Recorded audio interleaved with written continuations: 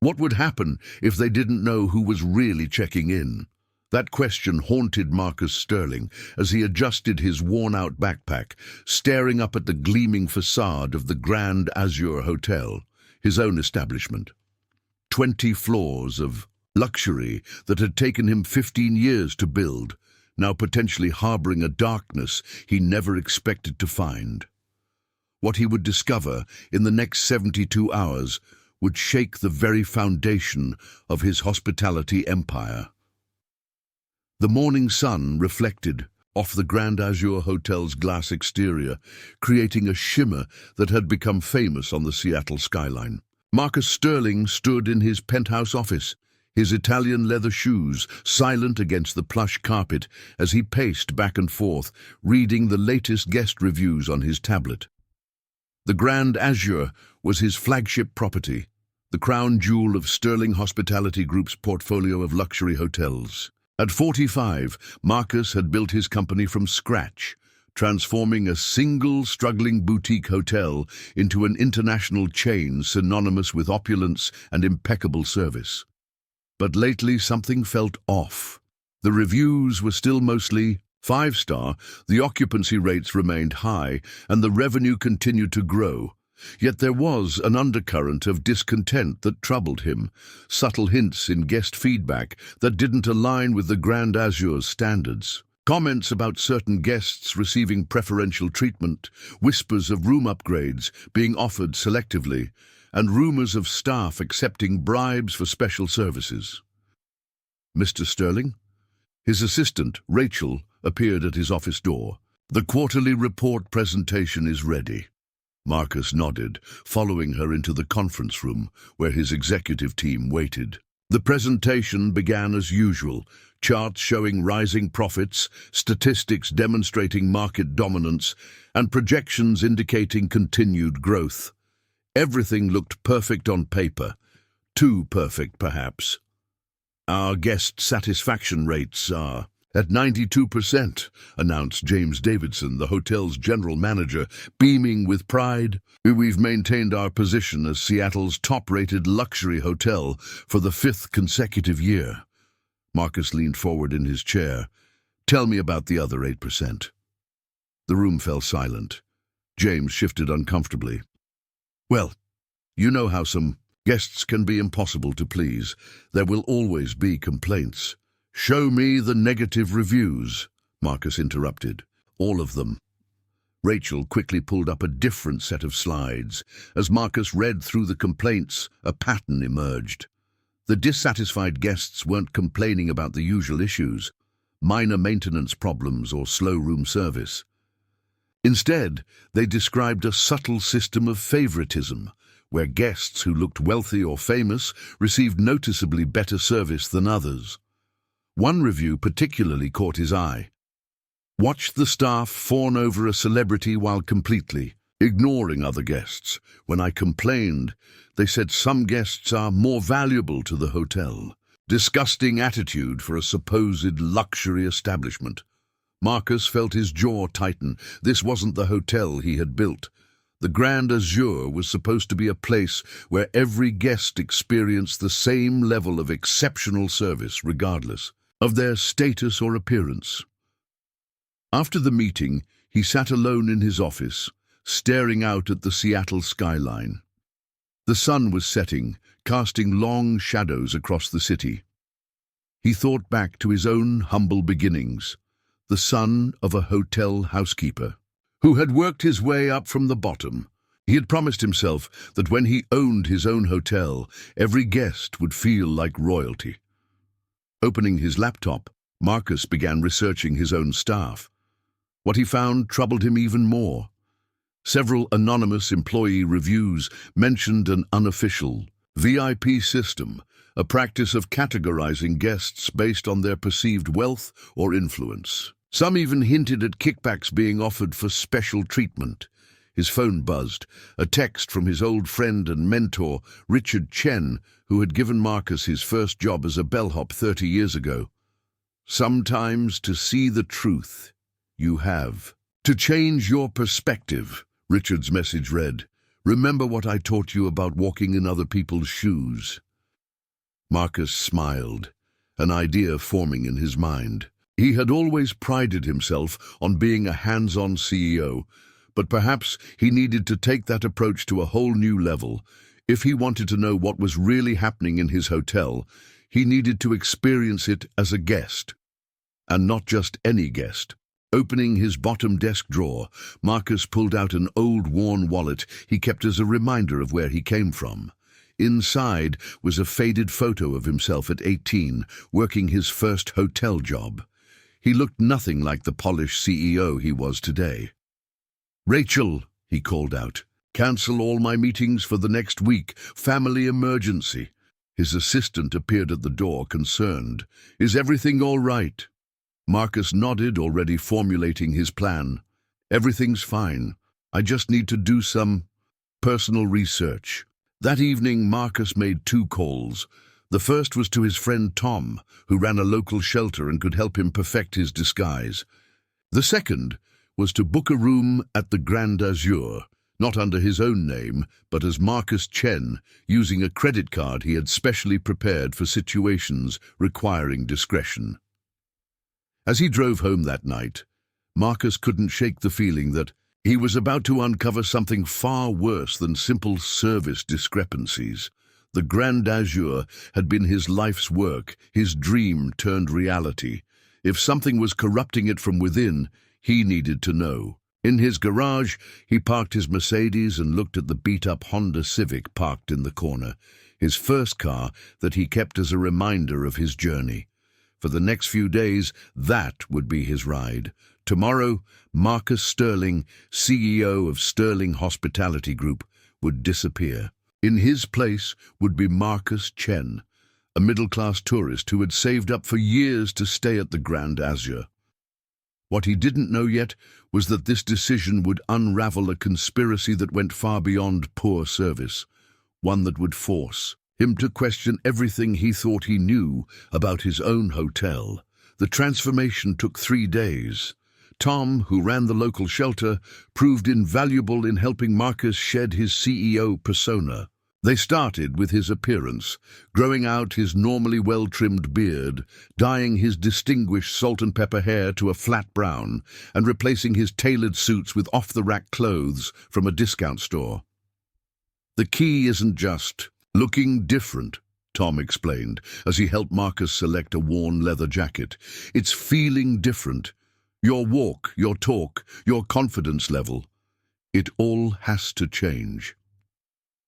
Marcus spent hours practicing his new identity in front of a mirror. Marcus Chen wasn't a CEO.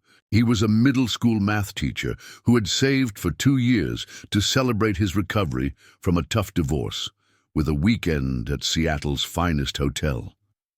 The story was simple enough to be believable, complex enough to feel real. "Remember," Tom advised, "the best disguise isn't just physical, it's psychological. You need to believe it yourself." On the morning of check-in, Marcus parked his old Honda Civic in the public garage 2 blocks from the Grand Azure. His hands trembled slightly as he pulled the worn backpack from the trunk, a far cry from his usual Gucci luggage.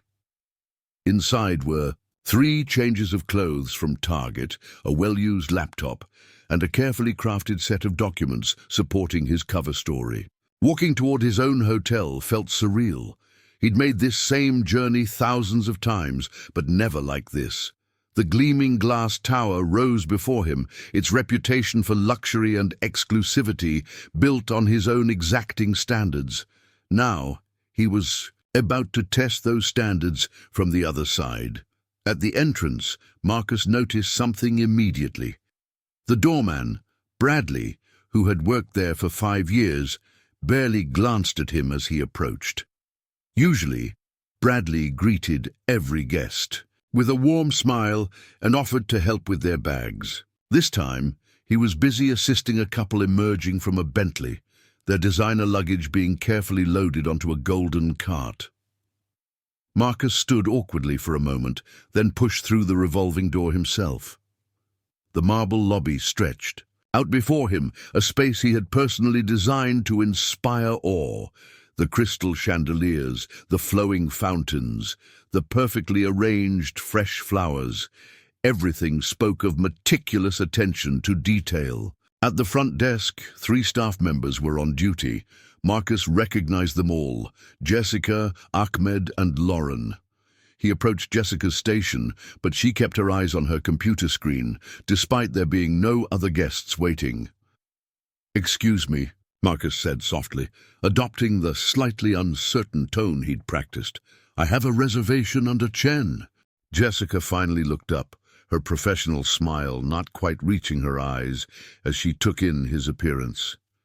"One moment, sir." She typed something into her computer, her perfectly manicured nails clicking against the keys. "Marcus Chen?" "That's right. I see you've booked a standard room for 3 nights." Her tone carried a slight edge of dismissal. "Yes, I've been looking forward to—" "Credit card and ID, please," she interrupted, holding out her hand without making eye contact. As Marcus handed over his documents, he noticed Ahmed whispering something to Lauren, both of them glancing his way with barely concealed smirks. His stomach tightened. He'd trained these people himself, or at least he'd established the training protocols. What had happened to the principles of universal respect and courtesy he'd built his brand on? "Room 1217, Jessica announced, sliding a key card across the counter. "Elevators are to your right. Breakfast is included in your rate, served in the Azure dining room from 6 to 10 a.m. She recited this without any of the usual warmth or additional information about the hotel's amenities that was standard protocol. Just then, the lobby doors swung open and a well-dressed woman entered, trailing a Louis Vuitton suitcase. Jessica's demeanor transformed instantly. "Good morning and welcome to the Grand Azure," she called out brightly, completely ignoring Marcus now. "May I help you with your check-in?" Marcus picked up his keycard and backpack, stepping away from the counter. As he waited for the elevator, he observed Jessica thoroughly, explaining all the hotel's features to the new guest. The spa services, the rooftop bar's exclusive hours, the personal concierge options, none of which had been mentioned to him. In the elevator, Marcus pressed the button for the 12th floor, noting that his room was in the hotel's least desirable location, directly across from the service elevator, where noise was a common complaint. He'd specifically implemented a policy to avoid booking guests in these rooms unless absolutely necessary. The hotel wasn't even at full capacity this week. He'd checked the numbers himself before starting this operation. As the elevator climbed, Marcus pulled out his phone and opened a notes app. "Day 1, he typed. "Front desk staff, selective service based on appearance. Doorman, same issue. Room assignment, potentially discriminatory." He paused, then added, "Guest service protocols, being ignored for less desirable clients." The elevator chimed, and Marcus stepped out onto the 12th floor. The corridor was quiet, but he could hear the faint rumble of the service elevator next door. As he walked to his room, he passed a housekeeping cart where 2 staff members were talking in hushed voices. "Another discount booking," one muttered to the other. "Watch them try to steal the bathrobes." Marcus felt his jaw clench. He'd heard enough already to know something was deeply wrong with his hotel's culture, but he suspected this was just the beginning. As he slid his keycard into the door of 1217, he couldn't shake the feeling that what he'd witnessed in the lobby was merely the surface of a much deeper problem. The door clicked open, and Marcus stepped into what was supposed to be the Grand Azure's standard of luxury. What he found instead would open his eyes to just how far his hotel had fallen from the ideals he'd built it on. The moment Marcus entered, room 1217, his trained eye caught details that made his blood boil. The luxury room he'd been assigned was far from the Grand Azure's standards. The mattress sagged slightly on one side, the kind of wear that should have triggered immediate replacement according to hotel policy. The bathroom's marble countertop had a small chip, minor to most guests perhaps, but a defect that should never have passed the hotel's quality checks. A quick inspection revealed more issues: water pressure below standard, a subtle, musty smell from the air conditioning unit, and windows that hadn't been properly cleaned on the outside. These weren't just oversights, they were deliberate neglect. Marcus opened his laptop and accessed the hotel's booking system through a back door he'd had IT create for emergency oversight. Room 12-17 had a pattern. It was consistently assigned to guests who booked through discount travel sites or used certain promotional rates. Meanwhile, rooms on the same floor with identical rack rates but better views and updated furnishings went to full-price bookings. A knock at the door interrupted his investigation. Opening it, he found a young housekeeper named Maria with fresh towels. Unlike the staff downstairs, her smile seemed genuine. "Extra towels, sir," she said warmly. "I noticed they only left 2 in your room." Marcus thanked her, noticing how she actually took time to ask if he needed anything else. As she turned to leave, another housekeeper walked by, shooting Maria a disapproving look. "You're too nice to them," the other housekeeper muttered in Spanish, not realizing Marcus could understand. "Remember what Mr. Peterson said, save the good service for the real guests." Marcus's ears perked up. Peterson, that was his head of housekeeping. Maria lowered her eyes and hurried away, but Marcus had seen something in her expression, a mixture of discomfort and resignation. Deciding to explore further, Marcus headed to the hotel's acclaimed Azure dining room for dinner. The restaurant was another point of pride for the hotel, known for its impeccable service and innovative menu. At least that's what it was supposed to be. The maitre d', Xavier, gave him the same dismissive once-over he'd received at check-in. "Do you have a reservation?" he asked, despite several empty tables being visible. "No, I'm a hotel guest," Marcus replied, showing his room key. Xavier's lips tightened. "One moment." He made a show of checking his tablet. "We can seat you near the kitchen. It will be about 45 minutes. Just then, a couple walked in wearing designer clothes. Xavier's demeanor transformed instantly. "Mr. and Mrs. Davidson, your usual table is ready. Right this way, please." Marcus watched as they were led to a prime window table that had been unavailable moments before. He pulled out his phone, pretending to check messages while actually documenting everything he observed. That's when he overheard something that made him freeze. "Remember to check the list," Xavier whispered to a server passing by. "Peterson updated it this morning. Anyone in the marked rooms gets the standard menu, not the chef's special offerings, and make sure they pay before service." The server nodded, pulling out a small notebook. Marcus caught a glimpse of room numbers, including 1217. His room was on a list. He needed to see that notebook. Abandoning his dinner plans, Marcus returned to his room and made a crucial phone call to someone he trusted. Sarah Chen, his head of internal security, who had no connection to the hotel staff. They had planned for this possibility. "I need you to access Peterson's emails," he told her. "Focus on anything mentioning room assignments or guest lists in the past 6 months." Within an hour, Sarah called back. Her voice was tight with controlled anger. "You need to see this, sir. Peterson's been running a 2-tier system for over a year. Guests are categorized based on their booking type, appearance, and perceived wealth. There's even a bonus structure for staff who maximize revenue from premium guests while minimizing resources on standard bookings." Marcus felt sick. This went beyond poor service. It was systematic discrimination, potentially illegal. But Peterson couldn't be working alone. A scheme this elaborate would need support from multiple department heads. His suspicions were confirmed when Sarah continued, "There's more. I found regular payments being made to Peterson's personal account from an offshore company. The amounts correlate with high-roller bookings at the hotel. Kickbacks, Marcus muttered. He's being paid to give special treatment to certain guests. Who's making the payments? That's the interesting part, Sarah replied. The company traces back to a holding corporation owned by James Davidson. Marcus sat up straight.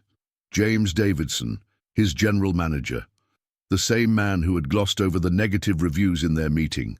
The pieces were starting to fit together, revealing a picture far uglier than he'd imagined. A text message lit up his phone. Mr. Chen, this is guest services. We noticed you attempted to dine at Azure. Please be advised that due to your room category, advanced reservations are required. We recommend several casual dining options nearby. Marcus stared at the message, his jaw clenched. They were actually directing hotel guests to eat elsewhere based on their perceived status. How many other guests had received similar messages? How long had his dream of creating a truly luxury experience for all been corrupted into this two-tier system of discrimination? Tomorrow, he would dig deeper.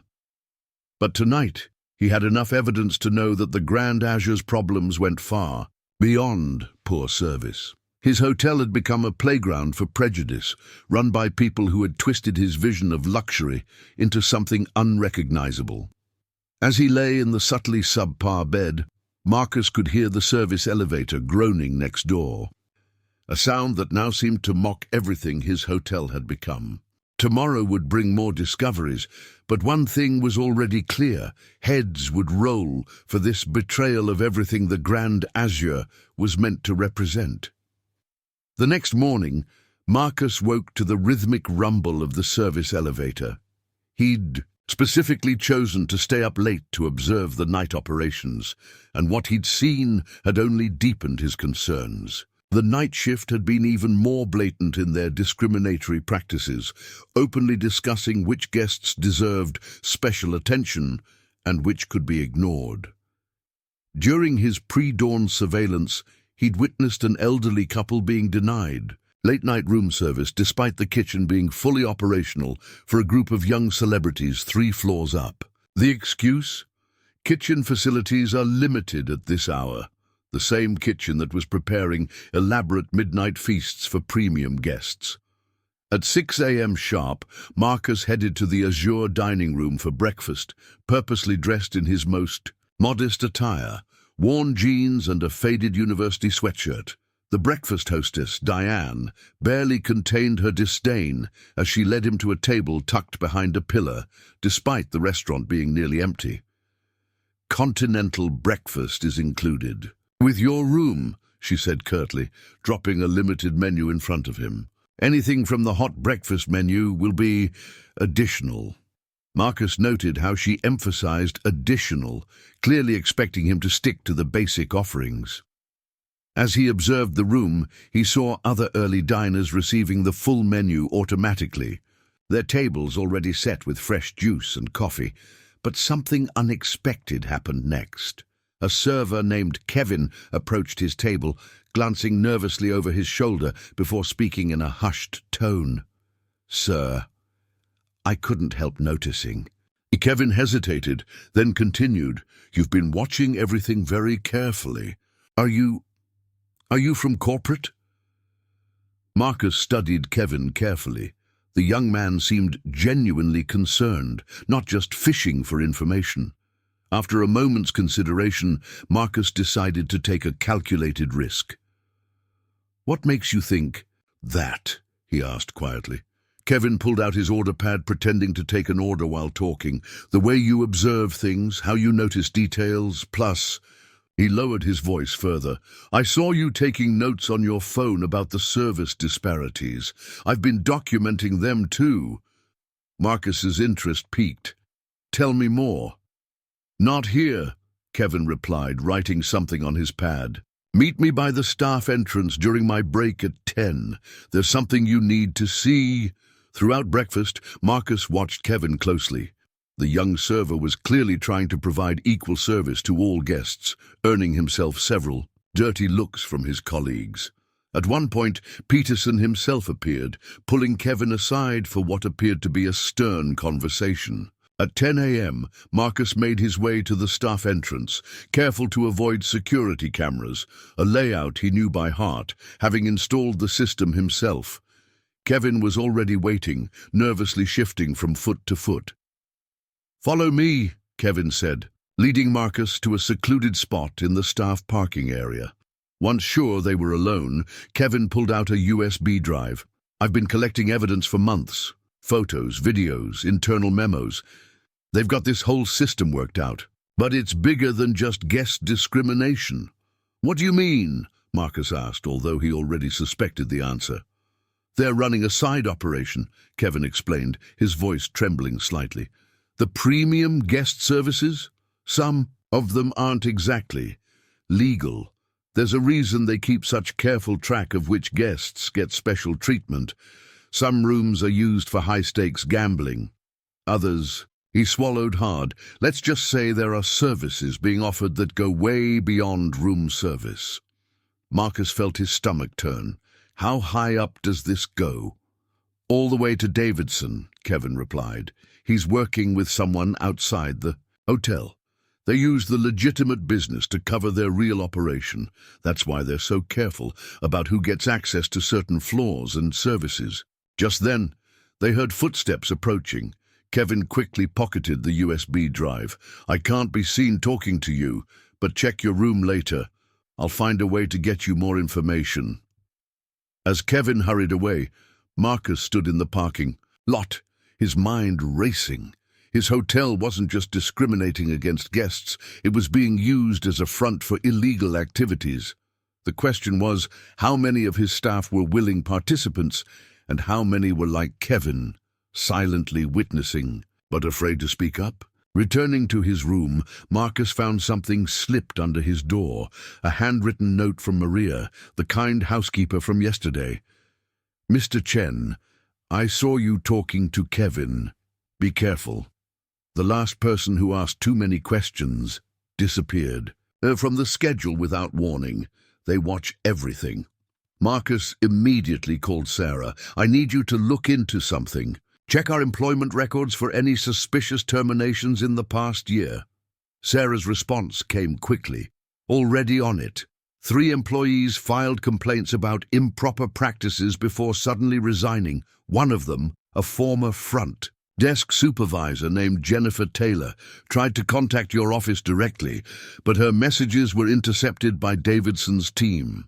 "Find her," Marcus ordered. "And Sarah, be discreet. We're dealing with something much darker than we thought." As if to confirm his suspicions, Marcus's room phone rang. When he answered, a smooth voice spoke. "Mr. Chen, this is guest services. We've noticed some unusual activity associated with your stay. Perhaps we could schedule a meeting to discuss upgrading you to a more suitable accommodation." The implied threat was clear. They were watching him, and they were getting nervous. Marcus politely declined, but his mind was already formulating a plan. He had enough evidence to act, but he needed more. He needed to understand the full scope of the corruption that had infected his hotel. Tomorrow he would push harder, but tonight he had to be careful, because now he knew this wasn't just about poor service or discrimination. The Grand Azure had become a facade for something far more sinister, and the people behind it wouldn't give up their operation without a fight. Marcus spent the early hours of his 3rd day reviewing the USB drive Kevin had slipped under his door late last night. Each file revealed layers of corruption deeper than he'd imagined. Guest profiles marked with special codes, room assignments that rotated on a precise schedule, and financial records showing enormous room service charges that couldn't possibly be for food. But it was a series of security camera screenshots that truly caught his attention. They showed James Davidson meeting repeatedly with a man Marcus recognized instantly. Robert Kane, a notorious real estate developer with rumored connections to organized crime. Kane had tried to buy the Grand Azure multiple times over the years, but Marcus had always refused. Now he understood why Kane had been so interested in his hotel. A soft knock interrupted his thoughts. Through the peephole, he saw Maria nervously glancing both ways down the hallway. He opened the door quickly, ushering her inside. "Mr. Chen," she whispered, clutching her cleaning supplies, "Kevin told me to give you this." She pulled a keycard from her pocket. "It's for room 2901. The penthouse floor is supposed to be closed for renovations, but there's no construction happening. They use it for their special meetings." Marcus took the card, noting how Maria's hand trembled. "You're taking a big risk helping me." She straightened her shoulders. "My mother worked as a housekeeper for 30 years. She taught me that. A hotel should treat everyone with respect. What they're doing here, it's wrong." Just then, Marcus's phone buzzed. A text from Sarah. "Found Jennifer Taylor. She's willing to talk, but she's scared. Says she has proof of money laundering through the hotel's books." Marcus made a quick decision. "Maria, how would you like to help make this hotel right again?" For the next hour, they formulated a plan.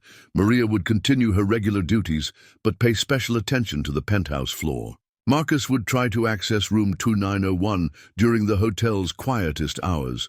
Meanwhile, Sarah would meet with Jennifer Taylor to gather more evidence. But Davidson's team was getting suspicious.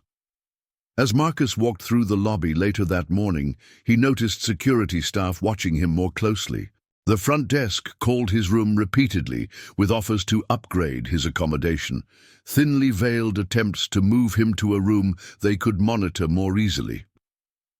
During lunch, at a small cafe across from the hotel, Marcus met briefly with Sarah.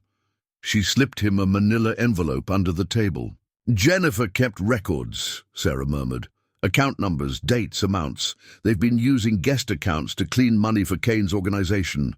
High rollers check in, lose huge amounts in the private casino they're running upstairs, and the money comes out clean through the hotel's books.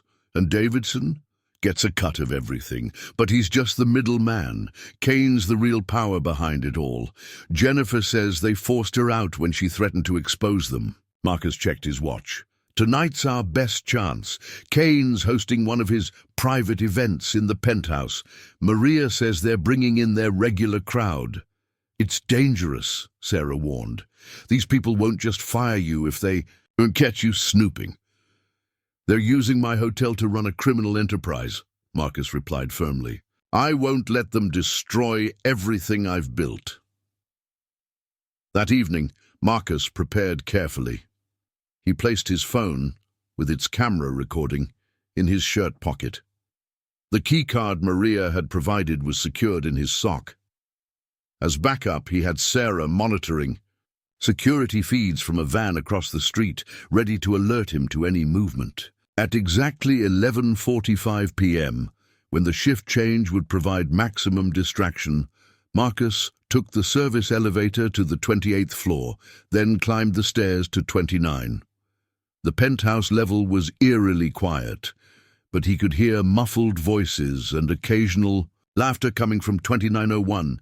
Using Maria's keycard, he slipped into 2902, a connecting room she had told him about. Through the shared wall, he could hear multiple conversations. He pressed record on his phone and waited. "The numbers are good," Kane's distinctive voice carried through. "Davidson's team has exceeded expectations. Time to expand the operation." "What about the staff problems?" another voice asked. "Already handled," Davidson replied. "Anyone who won't play ball gets dealt with. Had to let a few people go, if you know what I mean." Marcus's blood ran cold. The implications were clear. This went beyond mere fraud. Suddenly his phone vibrated. A text from Sarah. "Get out now. Kane's security team is heading up." But before Marcus could move, the door to 2902 swung open. Light flooded the darkened room, and he found himself staring into the barrel of a gun. "Well, well," Davidson's voice came from behind the armed man. "Looks like we found our little spy." He stepped into view, smirking. "Though I have to say, I didn't expect it to be you, Marcus." Marcus straightened up, dropping his disguise. The shock on Davidson's face would have been satisfying under different circumstances. "Sir?" The gunman looked uncertain. "This is Marcus Sterling, the owner." Davidson's shock quickly turned to calculation. "Well, this changes things, doesn't it? Kane will definitely want to have a word with you." As if on cue, Robert Kane's massive frame filled the doorway. "Marcus Sterling," he drawled, "finally decided to accept my buyout offer, or are you here for a different kind of negotiation?" Marcus met his gaze steadily. "I'm here to take back my hotel." Kane laughed, but there was no humor in it. "Your hotel? Oh, Marcus. You stopped owning this place the moment we moved in. You just didn't know it yet." The tension in room 2902 could be cut with a knife. Marcus stood surrounded by Kane's men, his cover blown, but his expression remained calm. Years of business. Negotiations had taught him one crucial lesson: never show fear, especially when you're cornered. "Actually, Robert," Marcus said coolly, "I think you'll find I'm still very much in control here." Kane's smirk faltered slightly. He knew Marcus well enough to recognize that tone. It was the same one he'd used when refusing Kane's previous buyout offers. "Search him," Kane ordered. One of his men patted Marcus down, finding his phone and the keycard. Davidson snatched the phone, his face paling as he saw it was still recording. "He's got everything, sir, the whole conversation." Kane's eyes narrowed. "Delete it." "Too late," Marcus said, allowing himself a small smile. "Everything's already been uploaded to a secure server. My security team has been monitoring this whole operation for days, but that's not even the biggest problem you have right now." As if on cue, the hotel's fire alarm system blared to life. Kane's men jumped, startled by the sudden noise. In the confusion, Marcus pressed back against the wall, exactly 3 feet from the left corner, a position he knew well. "What did you do?" Davidson demanded, but his question was answered by the sound of dozens of doors opening throughout the floor as Kane's special guests began evacuating. "Hotel safety protocols," Marcus explained calmly. "When the alarm sounds, all electronic door locks disengage. Right now, your private casino is emptying into a lobby full of regular guests and police officers responding to the fire alarm." Kane's face contorted with rage. He grabbed Marcus by the collar, pushing him against the wall. "You think this changes anything? I own half your staff. One word from me, and your precious hotel's reputation is destroyed." Marcus didn't resist. He was exactly where he needed to be. "Check your phone, Robert." Kane kept one hand on Marcus's collar while pulling out his phone. His grip loosened as he read the message that had just arrived. "All assets frozen pending investigation. FBI Financial Crimes Unit." "You didn't really think I'd come in here without a plan, did you?" Marcus asked. "While you were watching the Undercover guest in 12 and 17, my team was tracking every illegal transaction, every bribe, every crooked deal. The evidence is already with the authorities." Davidson made a dash for the door, but it slammed shut before he could reach it. The emergency system had engaged, another protocol Marcus had specifically designed. "Nobody's going anywhere," Marcus stated firmly. "See, there's something about this hotel you never bothered to learn, Robert. I built it from the ground up. Every system, every protocol, every hidden security feature. I know them all." Kane's men shifted uncomfortably as sprinklers activated in the hallway outside, but not in their room. The fire alarm continued blaring, but now other sounds joined it. Sirens approaching, helicopters overhead. "This is what's going to happen," Marcus continued, his voice steady despite Kane's grip on his collar. "In about 30 seconds, this room will be full of federal agents. They're very interested in your operation, especially the parts about money laundering and coercing hotel staff." Kane's confident facade cracked. You're bluffing. There's no way you set all this up while playing homeless. Marcus straightened his posture. I wasn't always a hotel owner, Robert. Before I built this place, I spent 15 years in corporate security consulting. Did you really think I wouldn't have contingency plans for someone trying to take over my hotel? The sound of boots thundering down the hallway confirmed Marcus's words. Kane spun toward the noise, releasing his grip. In that moment, Marcus pressed a hidden panel in the wall, another security feature he'd installed years ago. A secondary door slid open behind him. "Davidson!" Kane shouted. "Get him!" But Marcus was already through the hidden door. It slid, shut just as Davidson reached it, sealing automatically. From the other side, Marcus could hear Kane's furious pounding as federal agents breached the main door.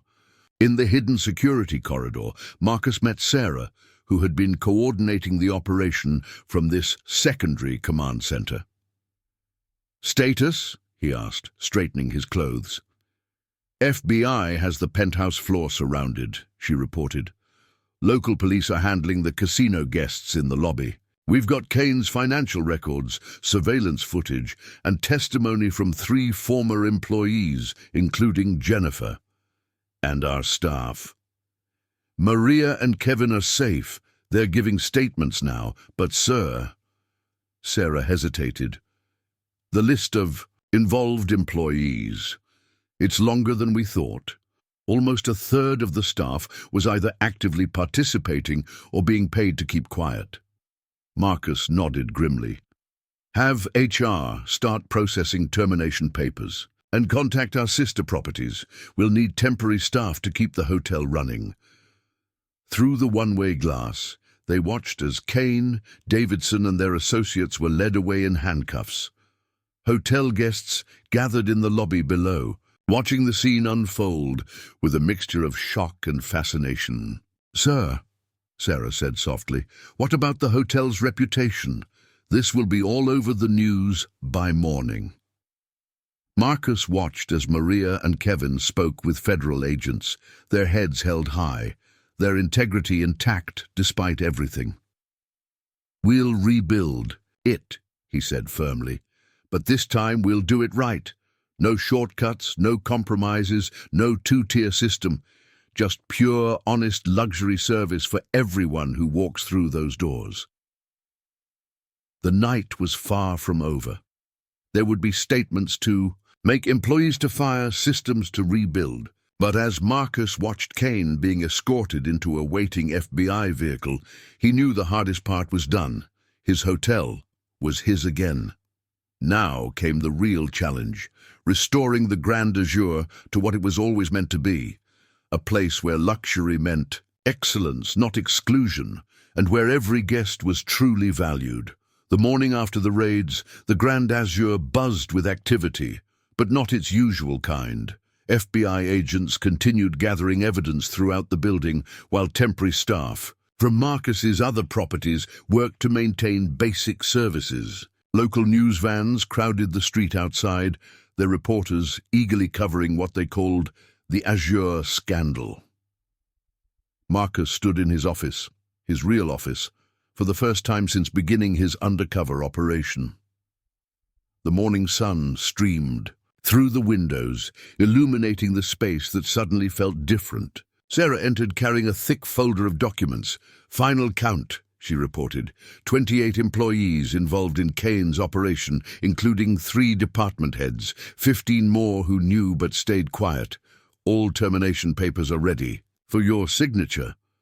Marcus took the folder, his expression grim. "And the loyal ones. 17 staff members who either actively helped expose the corruption or maintained their integrity throughout. Maria and Kevin are at the top of that list." A knock at the door interrupted them. Jennifer Taylor, the former front desk supervisor, who had tried to blow the whistle months ago, entered hesitantly. "Miss Taylor," Marcus gestured to a chair, "thank you for coming back."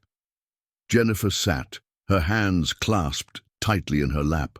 "I never thought I'd be back here. When Davidson forced me out, I thought my career in hospitality was over." "How would you like to help us rebuild?" Marcus asked. "We need a new front office manager, someone who understands what real service means." Jennifer's eyes widened. "You'd trust me with that? You tried to expose the corruption at great personal risk. That's exactly the kind of integrity we need." As Jennifer left with her new contract, Marcus turned to the window, watching guests arrive below. Each one was being greeted with genuine warmth by the temporary staff. No discrimination, no hidden tiers of service. "Sir," Sarah said, reading from her tablet, "the press is requesting a statement. They want to know how you didn't notice the corruption in your own hotel." Marcus straightened his tie, ready to face the media. But first he had something important to do. In the employee cafeteria, he found the remaining staff gathered for their morning briefing. When he entered, the room fell silent. These were the ones who had kept their integrity, who had chosen right over easy. Some, like Maria and Kevin, had actively helped expose the truth. Others had simply refused to participate in the corruption, doing their jobs with dignity, despite pressure to do otherwise. "Yesterday," Marcus began, "I experienced the Grand Azure as a guest. I saw both the worst and the best of what we've become. I saw greed, discrimination, and corruption. But I also saw courage, integrity, and genuine care for our guests." He paused, making eye contact with each person in the room. "Starting today, we rebuild, not just the hotel's operations, but its soul. Each of you in this room proved that luxury isn't about excluding people or creating artificial tiers of service. It's about making every guest feel valued." Maria raised her hand tentatively. "But sir, what about our reputation? The news is calling us a criminal enterprise." Marcus smiled. "We're going to show them what the Grand Azure really stands for, starting with this." He unveiled a new policy document, projected on the wall. The first line read, "The Grand Azure Standard, every guest, every time. Our new service protocol eliminates any possibility of discrimination. Room assignments will be randomized by our updated booking system. All guests will have access to all services. And most importantly, staff bonuses will be based on overall guest satisfaction, not individual guest spending." Kevin studied the document. "These standards are even higher than before. Because we're not just fixing what was broken," Marcus explained. "We're setting a new standard for the industry. The Grand Azure will become synonymous with true luxury, where every guest receives our absolute best, regardless of who they are or how they booked their stay." Over the next week, the Grand Azure underwent a transformation. New staff was carefully vetted and trained. Security systems were upgraded. The penthouse floor was renovated into a legitimate luxury suite. But most importantly, the culture changed. Guests who had experienced the old system were amazed at the difference. The same room that had been deemed standard now sparkled with the same attention to detail as any other. The restaurant served every guest their full menu options. The spa, pool, and other amenities were truly accessible to all. 1 month after the raid, Marcus stood in the lobby watching the morning check-in process. An elderly couple with modest luggage received the same warm welcome as a celebrity with designer bags. Both were escorted to equally well-appointed rooms. Both received the same level of impeccable service. Jennifer, now confidently running the front desk, approached with the day's reports. "Guest satisfaction scores are the highest they've ever been," she said proudly, "and occupancy is back to normal despite everything that happened." "Because genuine service speaks for itself," Marcus replied. The final piece fell into place that afternoon. Maria, now head of housekeeping after Peterson's departure, gave Marcus a tour of the newly standardized rooms. Every space gleamed with the same level of care and attention. There were no more special rooms, no hidden lists, no secret codes. As Marcus prepared to leave for the day, he overheard a guest commenting to Kevin at the concierge desk, "There's something different about this place." Every luxury hotel claims to be special, but here you can actually feel it. Marcus smiled. The Grand Azure had found its soul again. The scandal had nearly destroyed everything he'd built, but in its wake, something better had emerged. A hotel that truly lived up to its promise of luxury for all. That evening, as the sun set behind the Seattle skyline, Marcus added one final touch, a new plaque in the lobby. It read simply, "Welcome to the Grand Azure, where every guest is our most important guest." The story of the undercover CEO and the hotel scandal would be talked about for years to come. But more importantly, the Grand Azure had become what it was always meant to be. A place where luxury meant more than price tags and appearances, where service came from the heart, and where every guest truly felt like royalty. 6 months after the scandal, the Grand Azure had not only recovered, but was setting new standards in the luxury hotel industry. Travel magazines were writing features about the hotel's transformation. Industry experts studied their new service model. Other hotels started adopting similar policies against discrimination. But Marcus knew that true change would face real tests, and one arrived on a rainy Seattle morning. The day began with an urgent call from Jennifer. "Sir, we have a situation," she said, her voice tense. "The International Hotel Association's secret reviewers are here." Marcus straightened in his chair. The IHA's annual luxury hotel rankings were considered the industry's gold standard. Their reviewers traveled anonymously, testing every aspect of a hotel's service. The Grand Azure had held 5 stars for a decade, but this was their first review since the scandal. "How do you know they're here?" Marcus asked. "One of them slipped up at check-in. I recognized her from my previous hotel. But, sir, there's more." Jennifer paused. "Robert Kane's daughter is one of the lead reviewers." Marcus felt his stomach tighten. Victoria Kane had taken over her father's position at the IHA review board after his arrest. She had publicly sworn to maintain the board's integrity, but everyone knew she blamed Marcus for her father's downfall. "Which rooms are they in?" Marcus asked. "That's just it," Jennifer replied. "The computer assigned them randomly, according to our new policy. Ms. Kane is in a standard city view room, while the junior reviewer got one of our corner suites." Marcus smiled despite his concerns. This was exactly what their new system was designed to do. Treat every guest equally, regardless of status or connections, but he knew Victoria Kane would be looking for any excuse to downgrade their rating. Throughout the day, Marcus watched through security cameras as the reviewers tested different aspects of the hotel. Victoria Kane was particularly demanding, making multiple requests to test response times. She complained about her room's view, tried to bribe staff for upgrades, and even staged a scene in the restaurant about slow service. But the staff held firm to their new principles. When Victoria demanded preferential treatment, Kevin politely explained that all guests received the same high level of service. When she attempted to slip money to a housekeeper for inside information, Maria reported it immediately. Every employee, from bellhops to managers, maintained their professional standards. The real test came during dinner service.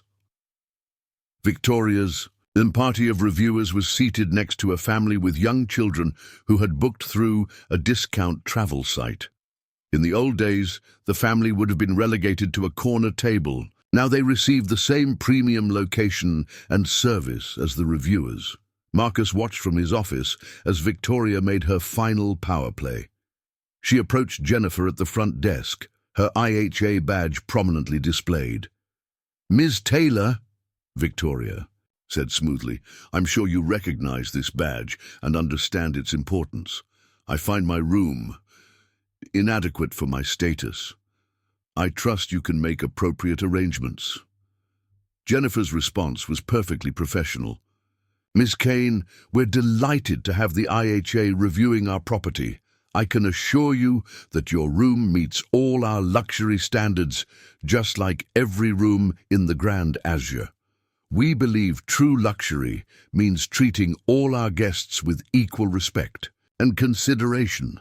Victoria's eyes narrowed. "Perhaps you don't understand. The IHA's rating has significant influence. It would be unfortunate if the Grand Azure lost its 5 stars due to inflexibility. Are you threatening to manipulate our rating if we don't give you preferential treatment?" Jennifer asked calmly, making sure the interaction was being recorded. Victoria stepped back, realizing her mistake. Other guests had turned to watch the exchange, and several had their phones out recording. Marcus chose that moment to step in. "Ms. Kane," he said, approaching the desk, "I couldn't help overhearing. I hope you're not suggesting that the IHA's ratings can be influenced by personal vendettas?" Victoria's professional mask cracked slightly. "Mr. Sterling, still playing the noble hotelier. Your father chose to turn my hotel into a criminal enterprise," Marcus interrupted quietly. "We chose to rebuild it based on principles of equality and genuine service. If that costs us our 5 stars, so be it, but we won't compromise our values." The next morning, Victoria and her team checked out early. 2 weeks later, the IHA rankings were published. The Grand Azure had not only maintained its 5-star rating, but received a special commendation for revolutionary service, standards promoting equality in luxury hospitality. The article accompanying the rating, written by the junior reviewer who'd randomly received the corner suite, praised the hotel's new approach. "The Grand Azure has redefined luxury. In an industry often criticized for discrimination and elitism, they've proven that true luxury means treating every guest like a VIP." Marcus called a staff meeting to celebrate, but his message wasn't about the rating. "The real victory," he told his team, "isn't the 5 stars. It's that when tested, you all stood by our principles. You proved that luxury isn't about special treatment for some. It's about exceptional service for all." After the meeting, Maria approached him with tears in her eyes. "My mother would have been proud to work here now," she said. "This is what a great hotel should be." Marcus looked around at his staff, Jennifer, Kevin, Maria, and all the others who had helped transform the Grand Azure. The hotel hadn't just survived a scandal, it had emerged as a beacon of change in the industry. From the ashes of corruption, they had built something truly valuable, a luxury hotel where integrity wasn't just a policy, but a way of life. That evening, as Marcus walked through the lobby, he overheard a young girl asking her mother, "Are we important enough to stay here?" The mother smiled, pointing to the plaque on the wall, "Where every guest is our most important guest."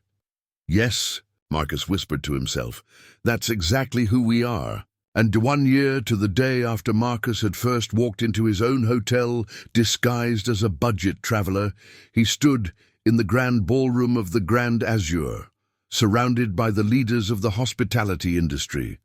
The hotel was hosting the International Hospitality Forum, and Marcus had just finished delivering the keynote speech about transforming the luxury hotel industry. "The true measure of luxury isn't in the thread count of your sheets or the brand of champagne you serve," he told the packed room. "It's in the consistency of respect and service you provide to every single guest who walks through your doors." As hotel owners and executives from around the world absorbed his words, Marcus caught sight of familiar faces in the audience. Kevin, now the hotel's guest experience director, sat beside Jennifer, who had been promoted to general manager after proving herself during the IHA review incident. Maria, as head of housekeeping, had revolutionized the department's training program, which was now being adopted by hotels worldwide. After the speech during the reception, an elderly gentleman approached Marcus. His name tag identified him as Chen Wei, owner of Asia's largest luxury hotel chain. "Mr. Sterling," Chen said, bowing slightly. "Your story has inspired changes across our properties in Singapore and Hong Kong. But I must ask, weren't you afraid of losing your wealthy clientele when you eliminated the VIP treatment system?" Marcus smiled, gesturing toward the hotel's occupancy charts displayed on screens around the ballroom. The Grand Azure's revenue had increased by 40% since implementing their equal service policy. "What we discovered," Marcus explained, "was that true luxury travelers don't want special treatment at the expense of others. They want to stay at a hotel that reflects their values. Our wealthiest clients are now our biggest advocates precisely because we treat everyone with equal respect." The conversation was interrupted by Sarah, who had been promoted to Chief of Operations for the entire Sterling Hotel Group. "Sir, there's someone here you should meet." She led Marcus to a quiet corner where a young woman waited nervously. He recognized her immediately, the daughter of one of Kane's former high-roller clients. "Mr. Sterling," she said, extending her hand, "I used to stay here regularly with my father during the old days. I wanted you to know that your changes didn't just transform the hotel, they transformed people too. My father checked himself into rehabilitation for his gambling addiction after the scandal broke. He's 1 year sober now." As the evening progressed, more stories emerged. A former guest, who had once demanded preferential treatment, now ran a non-profit advocating for ethical business practices. Several hotels that had competed with the Grand Azure through similar discriminatory systems had reformed their policies. Later that night, after the guests had departed, Marcus called his core team together in the same room where he had first discovered the negative reviews that started it all. Jennifer, Kevin, Maria, and Sarah gathered around the conference table. "1 year ago," Marcus began, "this hotel was at a crossroads. We could have simply fired the corrupt employees and continued with business as usual. Instead, you all helped create something revolutionary."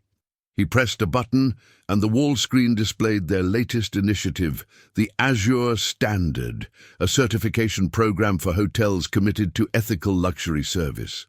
Already, over 50 premium hotels worldwide had applied to join.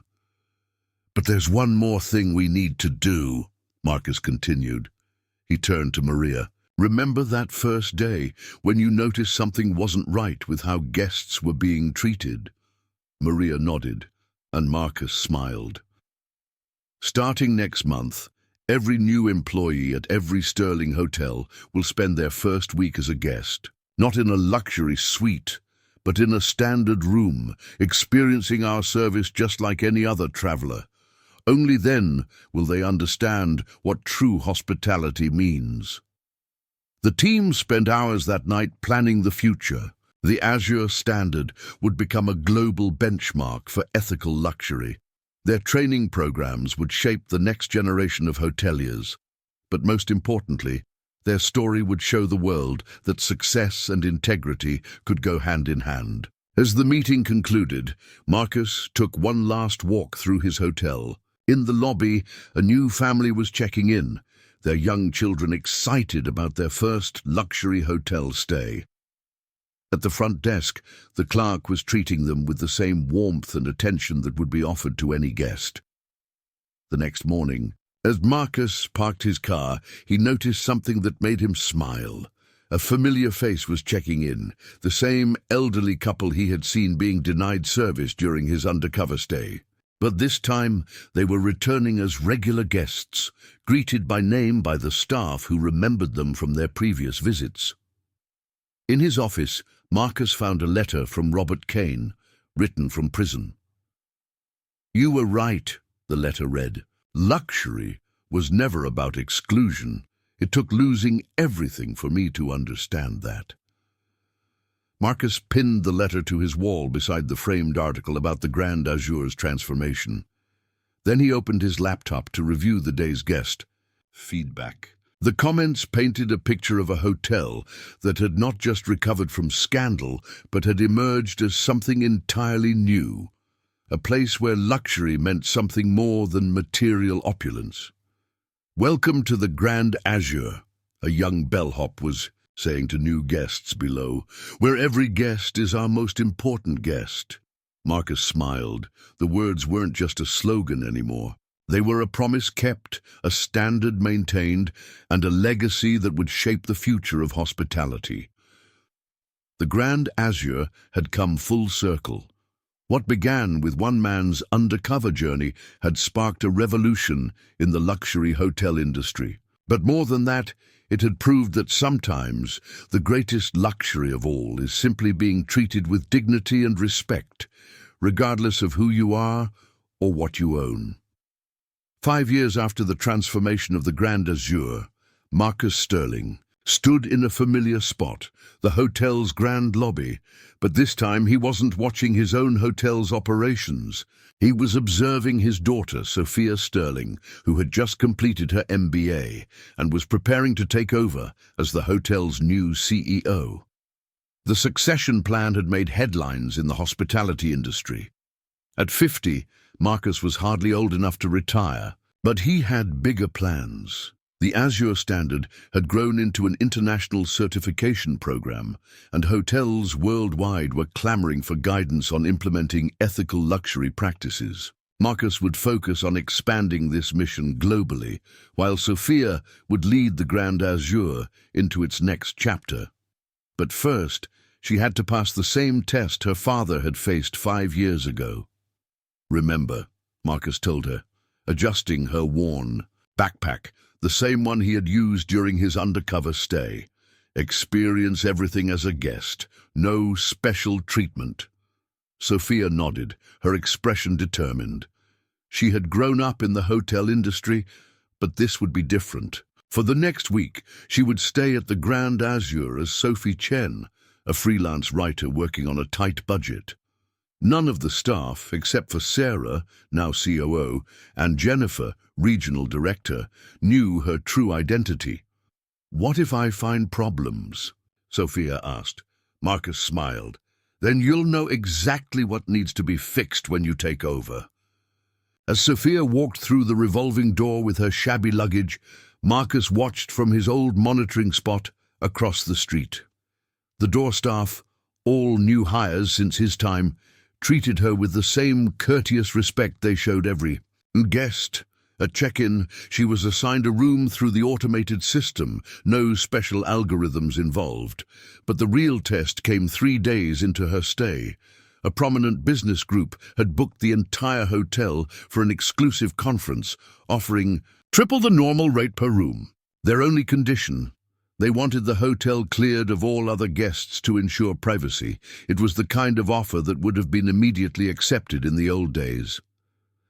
Marcus watched as Jennifer handled the situation, unaware that the young woman in room 1217 was her future CEO.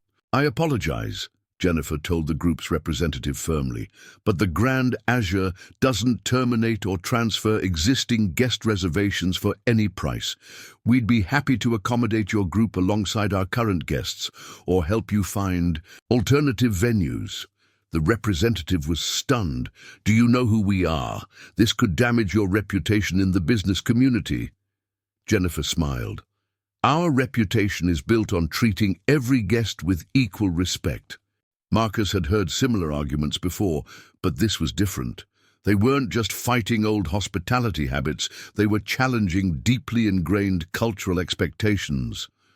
"Our premium guests are asking about private entrances, exclusive floors, separate dining areas," Ahmed continued, sliding a market research report across the table. "They're threatening to book elsewhere if we don't provide these options." Sarah, who had flown in to help with the launch, studied the numbers. "We're looking at a potential 30% drop in luxury bookings if we maintain our equal service policy."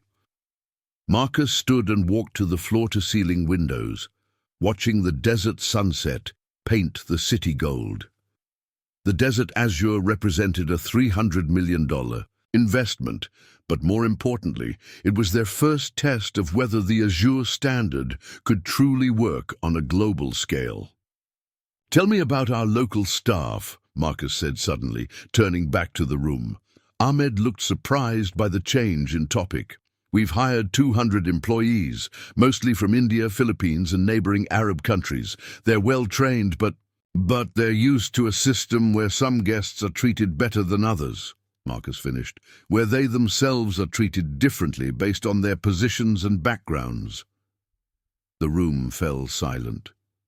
It was an uncomfortable truth in the luxury hospitality industry, particularly in this region, where service hierarchies often reflected broader social structures.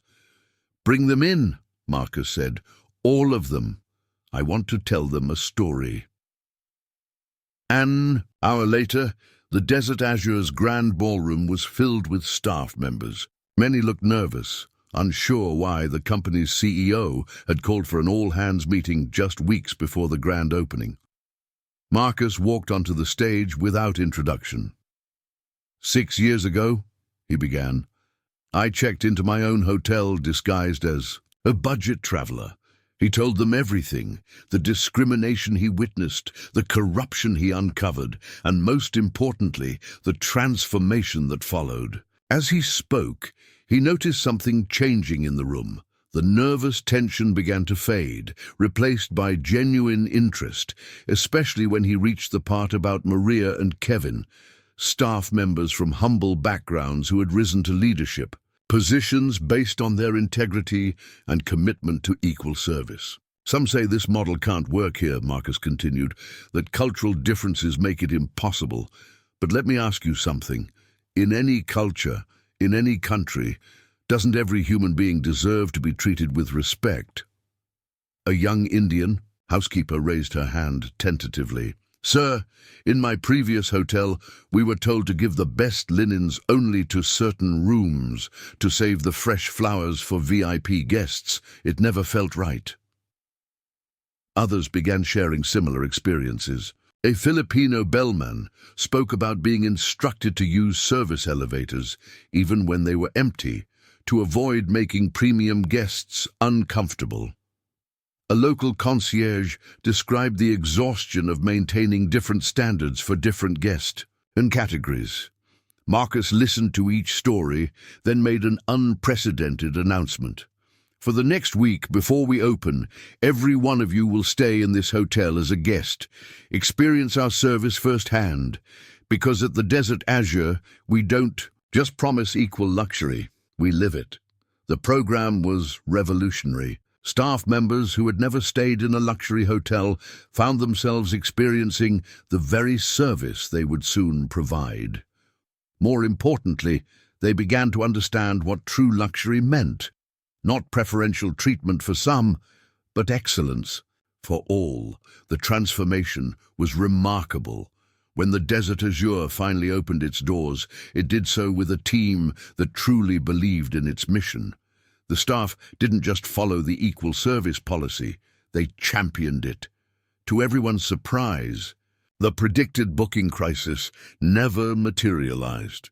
While some traditionally VIP guests initially boycotted the hotel, they were replaced by a new type of luxury traveler, ones who specifically chose the Desert Azure because of its ethical stance.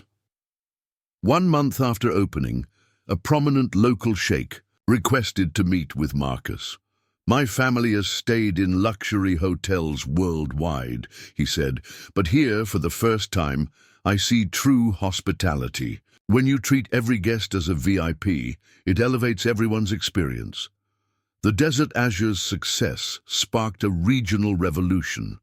Other hotels in Dubai began questioning their own service hierarchies.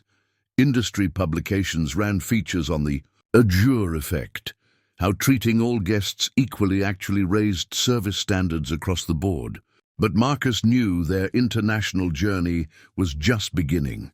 As the Sterling Hotel Group prepared to expand into Asia, Europe, and beyond, each region would present its own unique challenges to their ethical luxury model.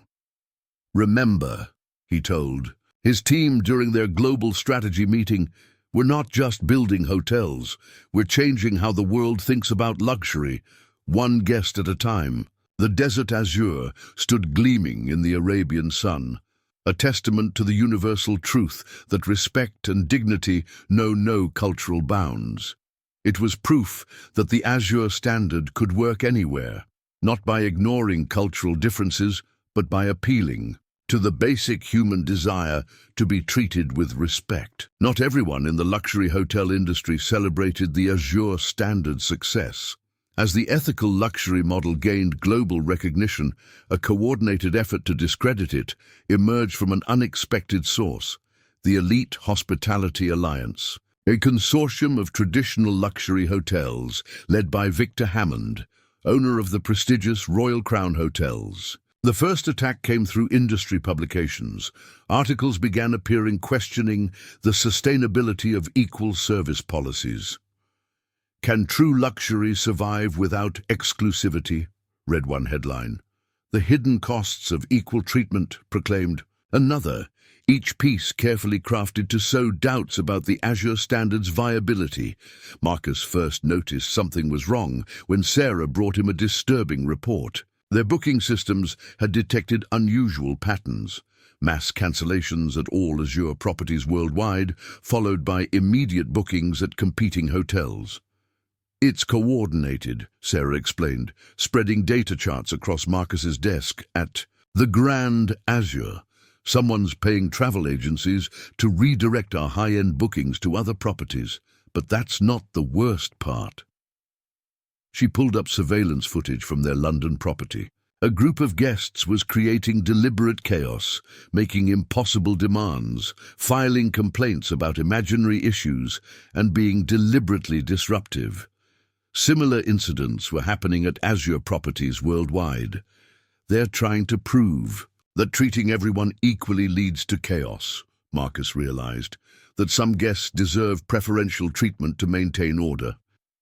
The campaign escalated when Hammond himself appeared on a prestigious hospitality podcast. "The Azure Standard is a beautiful fantasy," he said smoothly, "but it's economically unsustainable. Luxury has always been about exclusivity. You can't serve champagne to everyone and still call it special." But Hammond's attack backfired when an unexpected ally stepped forward.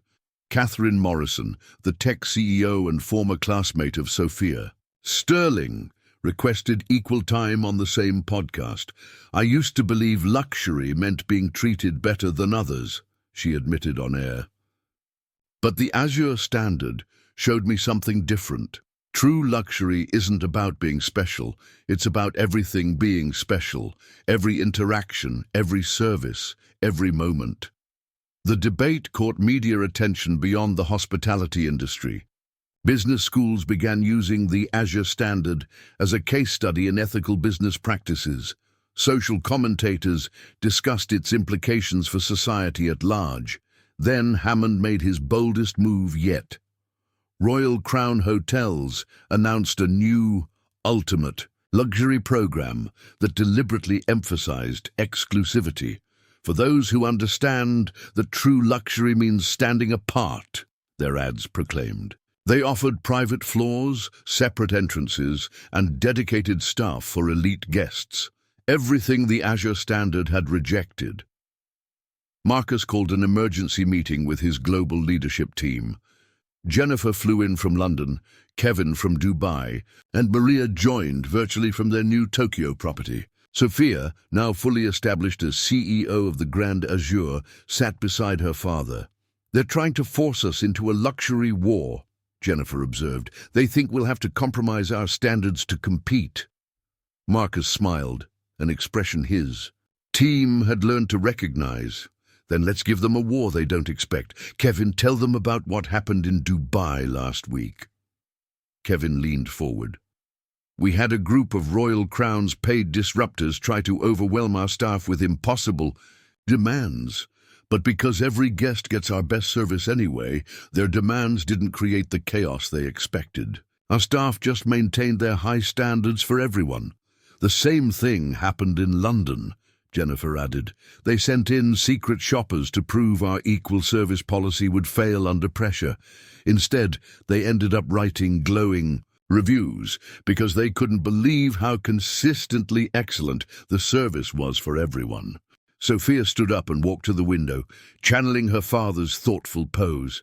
"They're fighting the last war," she said suddenly. "They think luxury is still about being better than others. But we've changed the game. We've made it about being better for everyone." Marcus nodded proudly. His daughter had captured the essence of what made their model unbeatable. "So how do we respond?" The team worked through the night, crafting their counter-strategy. Instead of defending against Hammond's attacks, they would double down on their principles. The next morning, the Azure Standard launched its most ambitious initiative yet, excellence without exception. Every Azure property worldwide would open its luxury facilities to all guests. The spa, traditionally an extra-cost facility, would be included in every stay. The renowned restaurants would offer their full menus to all guests. The premium services that other hotels reserved for VIPs would become standard for everyone. "It's financial suicide," Hammond declared publicly. "They'll bankrupt themselves offering premium services to budget travelers." But something unexpected happened. As word spread about the new policy, occupancy rates at Azure properties soared. The hotels weren't just filling their luxury suites. Every room was in demand. People were specifically choosing Azure properties because of their ethical stance. A month later, an internal memo from Royal Crown Hotels leaked to the press. Their ultimate luxury program was failing. Elite guests were actually requesting cancellations, uncomfortable with the obvious discrimination. Several had switched to Azure properties, citing the stress-free atmosphere where everyone was treated well. Hammond made one final attempt to discredit the model. He hired a team of efficiency experts to prove that equal service was operationally impossible. But their study backfired spectacularly. They found that standardizing high-level service actually reduced costs by eliminating the complicated systems required to maintain different service tiers. The turning point came when one of Royal Crown's own board members stayed at the Grand Azure. In his leaked email to Hammond, he wrote, "We're fighting a losing battle. They've redefined luxury itself. It's not about being better than other guests anymore. It's about every guest having a genuinely superior experience." Marcus kept the email framed in his office, not as a trophy of victory, but as a reminder that true change often faces its strongest resistance just before breakthrough. The luxury hotel industry would never be the same, and attempts to turn back the clock had only proved how necessary that change had been. The true test of the Azure Standard wasn't in boardrooms or industry debates, it was in the daily interactions between staff and guests. As the model spread globally, each property faced unique challenges that tested their commitment to equal service. The story of these frontline employees became legendary within the company. At the Grand Azure Seattle, Lisa Chen, no relation to Marcus's undercover identity, had transferred from a traditional luxury hotel where she'd been trained to categorize guests by their perceived value. Now, on a busy Friday evening, she faced a situation that would have been simple in her old job, but required a completely different approach under the Azure Standard. A famous actress and her entourage had arrived simultaneously with a family of 4 who'd saved for months to stay one night. The actress's manager was demanding immediate check-in and suite upgrades, while the family waited patiently, clearly intimidated by the luxury surroundings. In her previous hotel, Lisa would have immediately prioritized the celebrity. Instead, she remembered her Azure training. The order of service is the order of arrival, no exceptions. "I'll be happy to assist everyone in the order they arrived," Lisa announced professionally. "Mr. and Mrs. Thompson, since you were here first, let's get you settled." The actress's manager was livid. "Do you know who she is? This is unacceptable." Lisa remained calm. At the Grand Azure, every guest is our most important guest. I'll be delighted to assist your group in just a few moments. What happened next surprised everyone. The actress herself stepped forward, waving off her manager. "Actually, I love this policy," she declared loudly. "It's refreshing to be treated like a normal person for once." She turned to the Thompson. "In family. Please go ahead.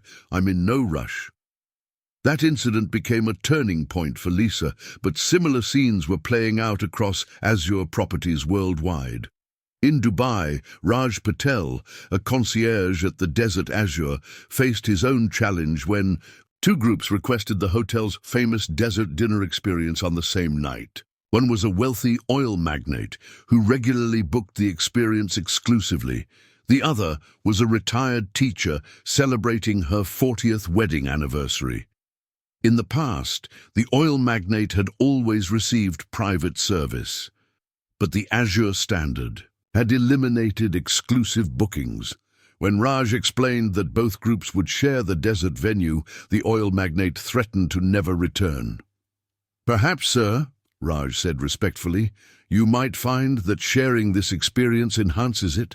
Our desert dinners are about more than just the food, they're about creating memories." That evening, something remarkable happened. The oil magnate and the retired teacher discovered they had both grown up in the same small town. By dinners, they were sharing stories and laughing together. The oil magnate later wrote to management, praising not just the service, but the authentic human connection he'd experienced. At the newly opened Tokyo Azure, cultural expectations created unique challenges. Mari Tanaka, the front office manager, had to navigate the complex expectations of traditional Japanese hierarchy while maintaining the Azure Standards equality principles. When a group of senior executives from a major corporation arrived, they were shocked to see their junior employees receiving the same level of service and access to the same facilities. In Japanese business culture, this was almost unheard of. Mari handled the situation with characteristic grace.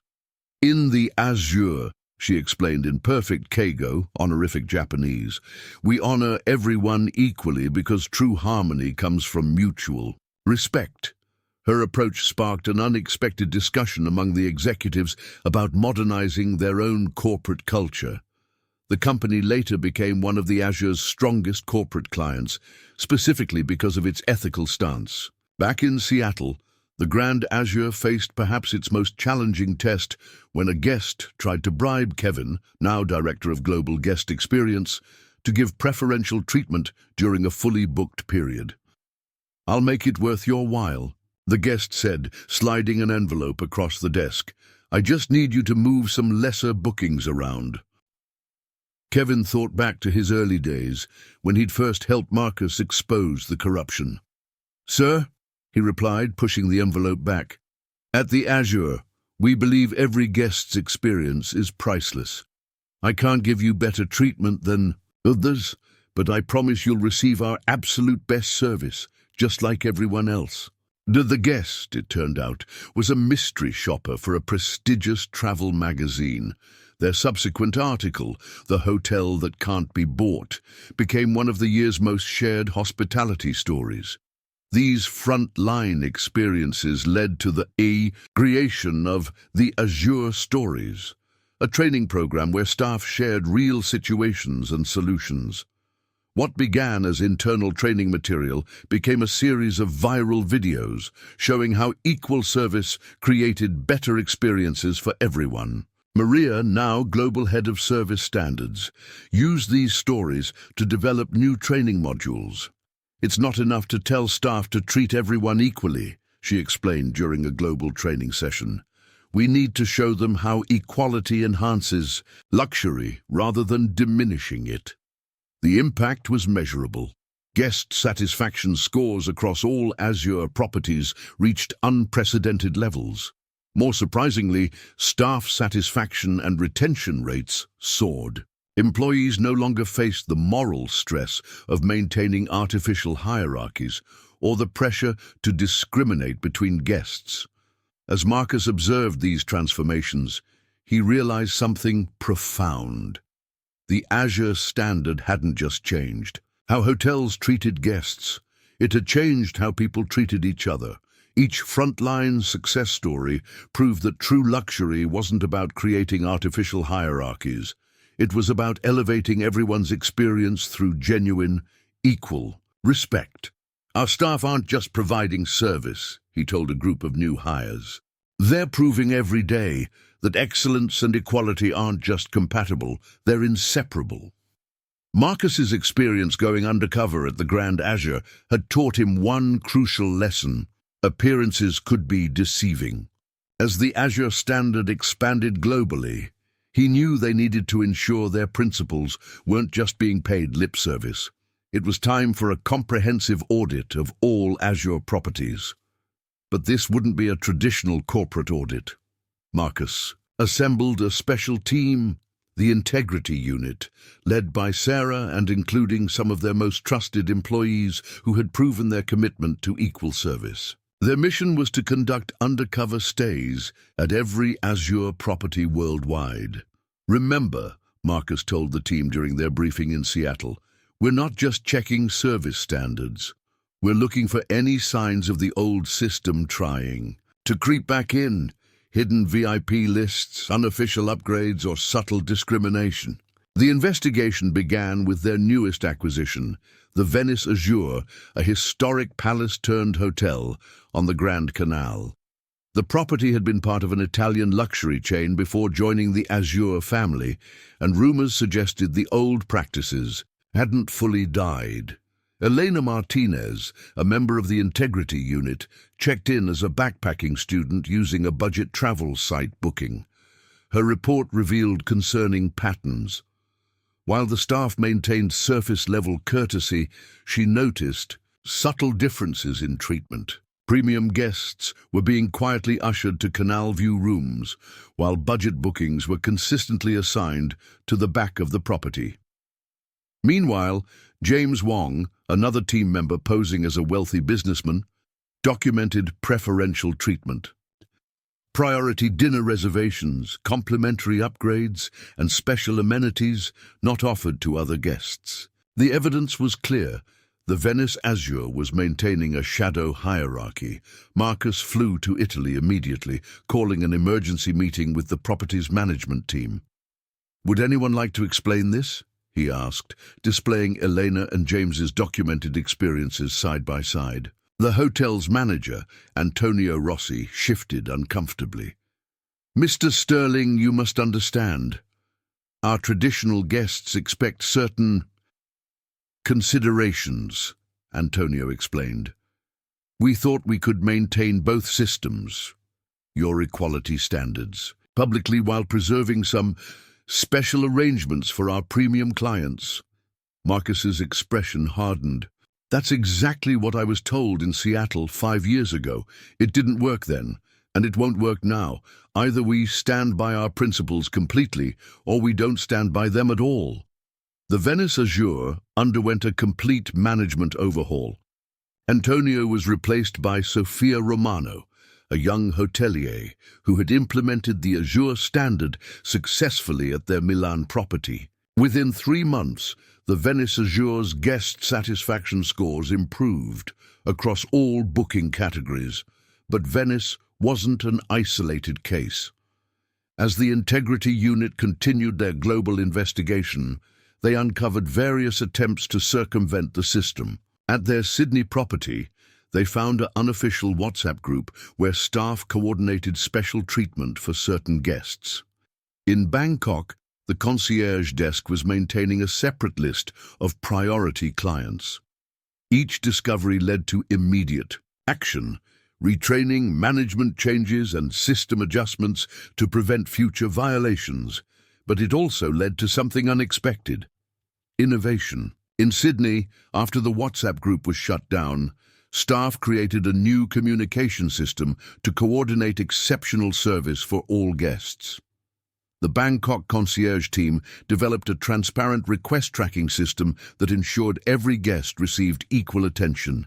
The investigation reached its climax at their Paris property, where the integrity unit uncovered the most sophisticated attempt yet to maintain a two-tier system. The hotel had created a seemingly legitimate guest recognition program that was actually a cover for providing preferential treatment to wealthy clients. The Paris revelation hit Marcus hard. This was exactly the kind of system he had fought against at the Grand Azure, but instead of just removing the program, he saw an opportunity for another transformation. "Show me how this recognition program works," he demanded of the Paris team. After studying their system, he had an epiphany. "We'll keep the program, but make it universal. Every guest gets recognized, every stay gets celebrated, every request gets the same priority." The Paris team was skeptical, but the results were undeniable. When every guest received recognition and celebration, overall satisfaction soared. The property's revenue actually increased as more guests chose to return, attracted by the genuine warmth and equal treatment. The global audit led to the creation of the Azure Integrity Protocol, a comprehensive system for maintaining service equality across all properties. It included regular undercover evaluations, staff rotation programs to prevent favoritism, and new technology to ensure transparent service delivery. But perhaps the most important outcome was the message it sent. The Azure Standard wasn't just a policy. It was a promise that would be vigilantly protected. Every property worldwide now knew that their commitment to equal service would be regularly and rigorously tested.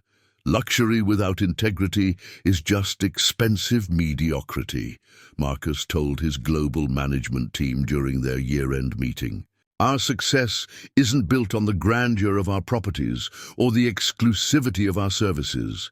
It's built on the trust that every guest, every time, will receive our absolute best." The audit had cost millions and resulted in significant organizational changes, but it had strengthened the Azure Standard in ways that would prove invaluable. It showed that maintaining ethical luxury required constant vigilance, but also that when properly implemented, equal service created better results for everyone. The global audit of Azure properties had barely concluded when an unexpected video went viral. A guest at the Dubai property had captured footage of a remarkable scene. A housekeeper named Priya treating a modestly dressed family with the same impeccable service she provided to a visiting royal family.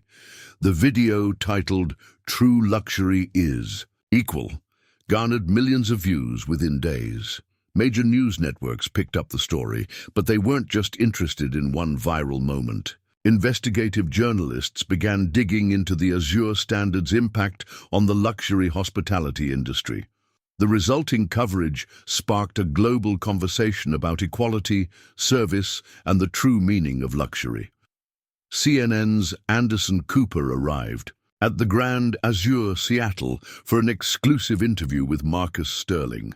The silver-haired journalist had a reputation for tough questions, and he didn't disappoint.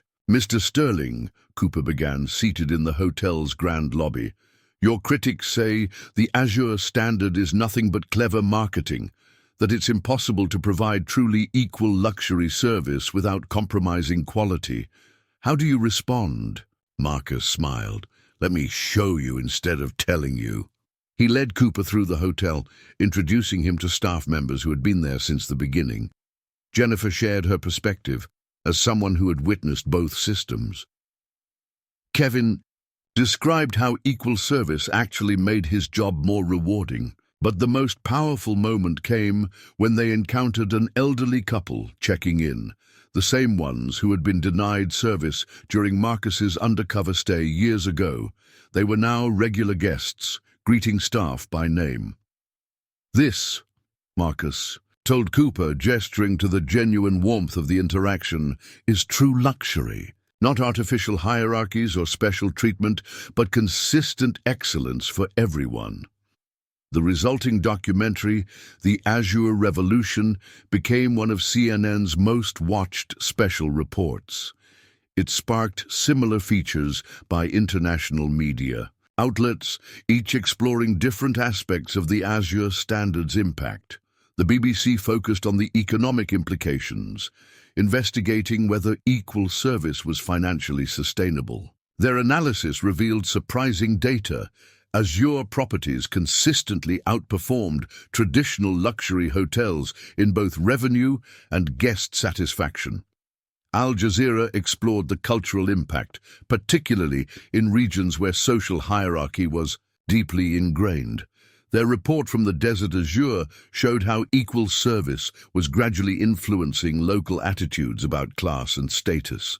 Japanese media was fascinated by the Tokyo Azure's success in balancing traditional hospitality with egalitarian service. A documentary team spent a month following Mari Tanaka, capturing how she maintained harmony while ensuring equality. But it wasn't just traditional media taking notice. Social media influencers began specifically requesting to stay at Azure properties, documenting their experiences. What caught their followers' attention wasn't the usual luxury hotel highlights. Instead, they focused on how every guest, regardless of status or follower count, received the same exceptional treatment. The public response was overwhelming. True luxury and NOC Azure Standard became trending topics. Guests began sharing their own stories of experiencing genuine equal service. Even celebrities joined in, with some publicly praising the relief of staying somewhere they didn't have to maintain a VIP facade. However, the increased attention brought new challenges. Some guests began booking stays specifically to test the system, trying to catch staff showing preferential treatment. Others attempted to use social media pressure to demand special considerations. Marcus called an emergency meeting with his global communications team. "We need to address this without compromising our principles," he said.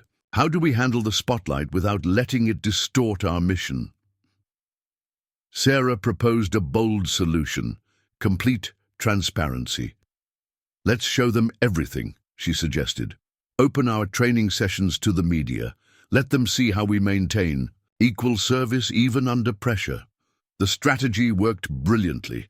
News crews were invited to observe Azure's staff training programs. They filmed real-time problem-solving sessions where employees worked through challenging scenarios. The public got to see the genuine commitment and thought that went into maintaining equal service. A pivotal moment came during a live broadcast from the London Azure. A demanding guest was insisting on preferential treatment, citing his social media following.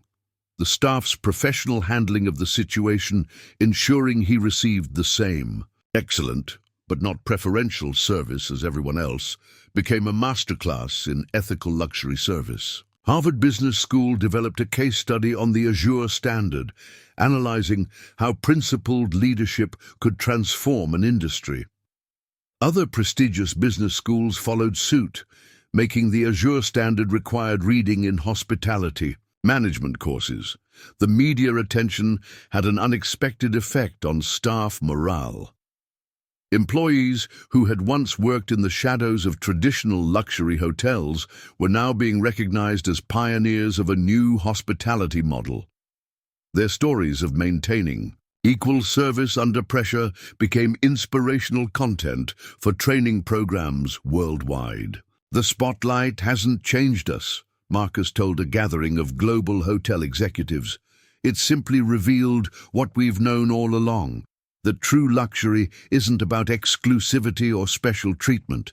It's about maintaining excellence consistently, for everyone." As the media frenzy continued, Marcus received an interesting call from a renowned documentary filmmaker. "We want to tell the complete story," the filmmaker said. "From your undercover experience to the global impact. Will you help us?" Marcus agreed, but with one condition. The documentary had to focus not just on him, but on the staff members, who made the Azure Standard work every day. Their stories of choosing integrity over easy profits, of maintaining equal service despite pressure to discriminate, were the real heart of the revolution. The resulting film, Equal Excellence, would go on to win multiple awards and inspire a new generation of hoteliers. But more importantly, it cemented the Azure Standard's place in history as more than just a business model. It was a movement that had fundamentally changed how the world viewed luxury and service. While the Azure Standard was gaining public support and media acclaim, behind the scenes, the traditional luxury hotel industry was mobilizing. The International Luxury Hospitality Association, ILHA, called an emergency closed-door meeting in Geneva, gathering the most powerful names in high-end hospitality. Marcus wasn't invited, but Sarah had cultivated sources within the industry who provided detailed reports of what transpired. The meeting was led by Winston Blackwood III, owner of the centuries-old Blackwood Hotel Group and self-appointed guardian of traditional luxury values. "The Azure Standard isn't just threatening our profit margins," Blackwood declared to the assembled hoteliers. "It's threatening the very foundation of luxury hospitality. If we don't stop this now, everything we've built over generations will crumble." The ILHA formed a task force specifically designed to preserve traditional luxury standards. Their first move was subtle but calculated. They began pressuring luxury travel magazines and review sites to modify their rating criteria, emphasizing exclusive amenities and VIP services, elements that directly contradicted the Azure Standard's equal service model. Marcus learned of this when the Grand Azure's traditional 5-star rating was suddenly under review.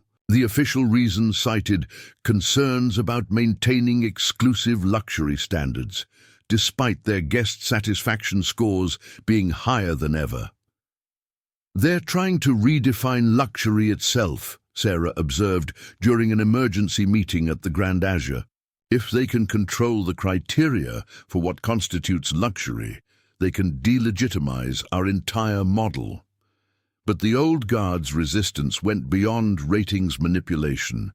Luxury travel agencies began receiving substantial incentives to direct high-end clients away from Azure properties. Private clubs and exclusive concierge services were pressured to remove Azure hotels from their recommended lists. The impact was immediate. Several Azure properties reported cancellations from long-time luxury clients. The Desert Azure lost a major royal wedding booking after the family was reportedly warned that the hotel's equal service policy would compromise their status. Marcus called his global management team together in Seattle. As they gathered in the Grand Azure's conference room, the tension was palpable. Even properties that had successfully implemented the Azure Standard were feeling the pressure. "They're trying to force us back into the old system," Jennifer reported from London. "We've had wealthy guests explicitly demand preferential treatment, saying other luxury hotels are happy to accommodate them." Kevin added from Dubai, "Some of our corporate clients are being told they'll lose status in their industry if they continue choosing hotels that cater to common tourists." Marcus listened to each report, then stood and walked to the window, his reflection barely visible in the evening light. When he turned back, his expression was resolute. "They think this is about luxury," he said quietly, "but it's really about power. The power to decide who deserves respect and who doesn't. The power to maintain artificial hierarchies. We're not just changing service standards, we're challenging an entire system of social control." His team watched as he moved to the whiteboard and began outlining their counter-strategy. Instead of fighting the old guard on their terms, they would reframe the entire conversation. First, they launched the True Luxury Initiative, partnering with respected ethics professors and social researchers to study the psychological impact of discriminatory versus equal service models. The results were compelling. Guests at Azure properties reported significantly higher satisfaction and lower stress levels, regardless of their social or economic status. Next, they invited influential critics to participate in a unique experiment. These traditional luxury advocates would experience both service models back-to-back, a stay at a conventional luxury hotel followed by an Azure property stay. The catch? They wouldn't know which was which until after sharing their honest feedback, the results were revealing. Even the most ardent defenders of traditional luxury consistently rated their Azure experience higher in terms of service quality, attention to detail, and overall satisfaction. The absence of constant status signaling and hierarchy navigation actually enhanced their enjoyment, but the most effective response came from an unexpected source. Azure's own employees began sharing their experiences of working under both systems. Their stories, collected in a powerful documentary called Breaking the Golden Chains, revealed the psychological toll of maintaining artificial hierarchies in traditional luxury settings. "In my old job," one veteran concierge revealed, "I spent more time judging guests' worth than actually helping them. At Azure, I can finally focus on what I love, providing exceptional service to everyone." The ILHA's campaign began to backfire. Their attempts to preserve exclusive luxury started to seem outdated and elitist in the face of Azure's more egalitarian approach. Younger generations of travelers, in particular, began actively seeking out hotels that prioritized equal service over status recognition. Marcus took the fight directly to the industry's doorstep, accepting an invitation to speak at the World Luxury Hospitality Forum. His speech, titled "The Future of Luxury," challenged the very premises the old guard held dear. True luxury isn't about creating artificial scarcity or maintaining social barriers, he declared to the packed auditorium. It's about achieving such a high standard of excellence that you can maintain it for everyone. That's the real challenge. That's the true mark of luxury. The speech resonated far beyond the hospitality industry. Business schools began using it to teach about ethical leadership and sustainable business practices. Social commentators cited it in discussions about wealth inequality and social justice. As the old guard's resistance crumbled, something unexpected happened. Several traditional luxury hotels quietly began adopting elements of the Azure standard, though few would admit it publicly. The transformation they had fought so hard to prevent was happening anyway, driven by changing social values and the undeniable success of equal service. The first legal challenge arrived without warning. A thick envelope delivered to the Grand Azure's corporate office contained a class action lawsuit filed on behalf of premium luxury consumers, claiming the Azure Standard's equal service policy constituted a breach of implied contract with high-paying guests who expected preferential treatment. Marcus immediately called Claire Richardson, the Sterling Hotel Group's chief legal counsel, into his office. As they reviewed the lawsuit together, the strategy behind it became clear. "They are trying to establish a legal precedent," Claire explained, spreading the documents across Marcus's desk. "If they can prove that luxury hotels have an obligation to provide preferential treatment to premium guests, it would effectively make the Azure Standard illegal." The lawsuit had been orchestrated by Bernard Maxwell, a prominent attorney known for representing elite luxury brands. Behind him stood a coalition of wealthy clients backed by the traditional luxury hotel industry.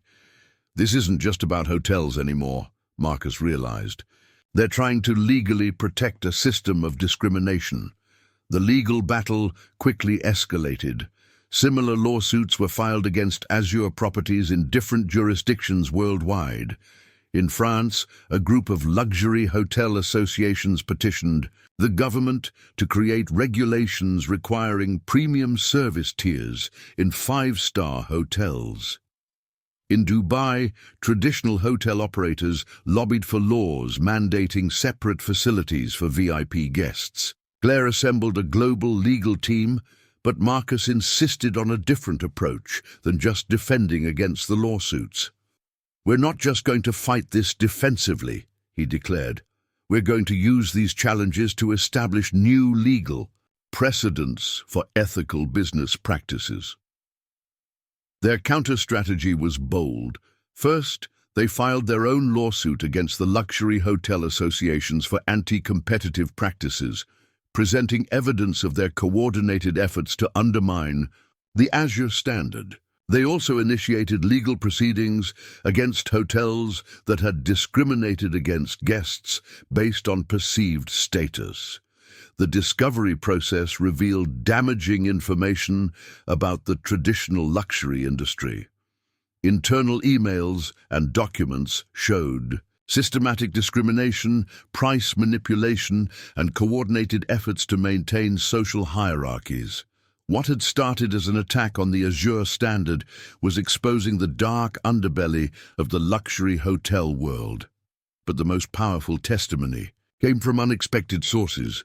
Former VIP guests began coming forward to support the Azure Standard. A prominent CEO filed an amicus brief describing how the equal service model had actually enhanced his hotel experiences by removing the constant pressure of status performance. During one crucial court hearing, Marcus took the stand to defend his model. Maxwell's questioning was aggressive. "Mr. Sterling," he began, "isn't it true that guests paying premium rates deserve premium service?" "All our guests receive premium service," Marcus replied calmly. "The difference is we believe everyone deserves it." "But surely you understand that some guests expect special treatment based on their status." Marcus leaned forward.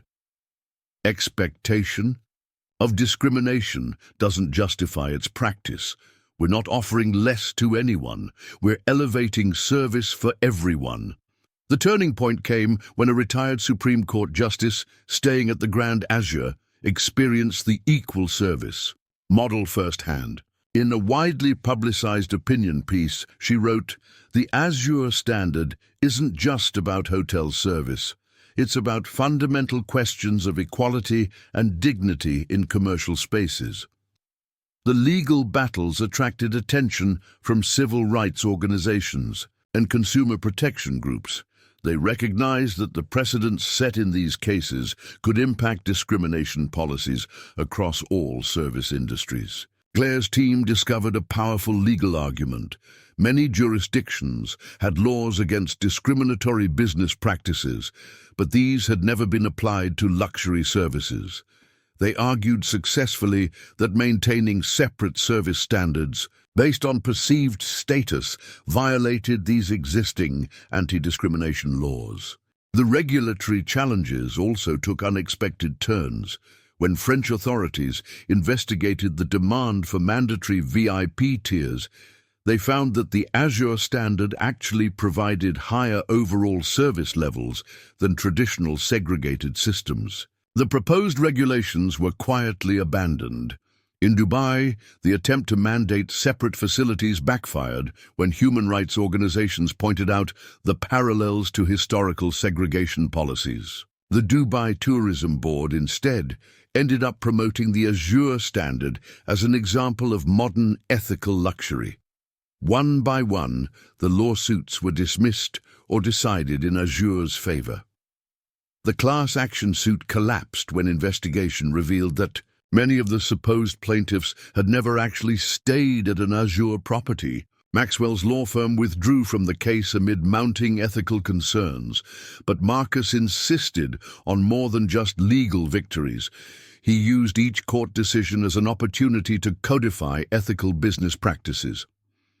The Azure Standard began working with legislators to develop new frameworks for ethical luxury service, ensuring that future hotels couldn't revert to discriminatory practices. The legal team created the Equal Service Compliance Program, a comprehensive set of guidelines that helped other hotels navigate the transition to ethical luxury practices while staying within legal requirements. What had begun as a defensive legal battle became a template for industry reform. During the final major court hearing, Marcus made a statement that would be cited in business law textbooks for years to come. The law should protect excellence, not exclusivity. True luxury isn't about the right to discriminate. It's about the responsibility to elevate everyone. The victory was comprehensive. Courts in multiple jurisdictions established that luxury status couldn't justify discriminatory service practices. The Azure Standard wasn't just legal. It was becoming the new legal benchmark for ethical luxury service. Claire summarized it best during their victory celebration. "We didn't just win the right to treat everyone equally. We proved that equality is the only legally and ethically sustainable model for luxury service in the modern world." The legal battles had cost millions, but they had achieved something priceless: legal protection for the principles of ethical luxury. The Azure Standard was now more than a business model or a service philosophy. It was a legally protected framework for bringing excellence without discrimination to the luxury hospitality industry. While the Azure Standard was making headlines and fighting legal battles, the real revolution was happening quietly in the daily lives of its employees. Marcus decided it was time to document these transformations, to show how equal service had changed not just the industry, but the people within it. The project began with Carmen Rodriguez, a housekeeper at the Grand Azure, who had worked in luxury hotels for 25 years. In traditional hotels, she had been trained to vary her service based on room categories, saving the best linens and amenities for VIP suites. "The first time Mr. Sterling told us to give every room our absolute best, I thought he was joking," Carmen recalled during her interview. "In my old jobs, we were explicitly told to save the premium amenities for certain guests. Now, I take pride in making every room perfect. It's not just about the guests, it's about my own integrity." Carmen's story led to others. In Dubai, Amir Hassan, a bellman who had once been required to use service elevators even when they were empty, described the psychological impact of the change. "Before, we were taught to make ourselves invisible," Amir explained. "Now, we're valued team members. Last week, I helped a guest with his bags, and it turned out he was a famous businessman. Under the old system, I would have been praised for being extra attentive to him. But you know what felt better? Knowing I gave him the same excellent service I give everyone." The stories began to reveal a pattern. Employees who had spent years navigating the complicated hierarchies of traditional luxury hotels were finding renewed purpose in a system based on consistent excellence rather than discrimination. Sarah compiled these testimonials into a project called Voices of Azure, but it wasn't just about positive experiences. They also documented the challenges and personal struggles of adapting to the new system. Lisa Chen, the front desk manager who had stood firm during the celebrity incident, admitted her initial doubts. "I was trained to believe that luxury meant catering to status. Unlearning those instincts was hard, but once I saw how our equal service policy actually created better experiences for everyone, I couldn't imagine going back." In London, a veteran concierge named James Whitfield shared how the Azure Standard had forced him to confront his own biases. "I used to pride myself on being able to read guests, to spot the ones who deserved special attention. Now I realize I was just perpetuating prejudices. True service means seeing the dignity in every guest." The transformation wasn't limited to frontline staff. In the kitchens of the Tokyo Azure, head chef Kenji Tanaka described how equal service had revolutionized their culinary operations. "In other luxury hotels, we maintained different quality levels for different guests," Kenji revealed. "VIP orders, got special ingredients, better cuts, extra garnishes. Now, every dish that leaves my kitchen is worthy of a VIP because every guest is one. It's actually made us better chefs." The impact extended beyond work life. Maria, now global head of service standards, organized a series of workshops where employees shared how the Azure standard had influenced their personal lives. A concierge in Paris described standing up against discrimination at his child's school, inspired by the principles he'd learned at work. A restaurant server in Sydney had started a community program teaching hospitality skills to disadvantaged youth, emphasizing dignity and equal treatment. Perhaps the most powerful story came from Robert Kane's former assistant, Patricia Wong, who had joined the Azure after witnessing the corruption in her previous role. "I used to help maintain the systems that divided people," Patricia confessed. "I kept the secret lists, arranged the special favors. It ate at my conscience, but I told myself it was just business. Working at Azure showed me there's a better way. Now I help train new employees to resist the old prejudices I once enabled." The stories revealed another unexpected effect. Employee retention rates at Azure properties were significantly higher than industry averages. People weren't just doing their jobs differently. They were finding deeper meaning in their work. Gavin, who had risen from server to director of global guest experience, developed a training program based on these personal transformations. "The Azure standard isn't just about procedures," he explained to new hires. "It's about becoming the kind of person who believes in dignity for all."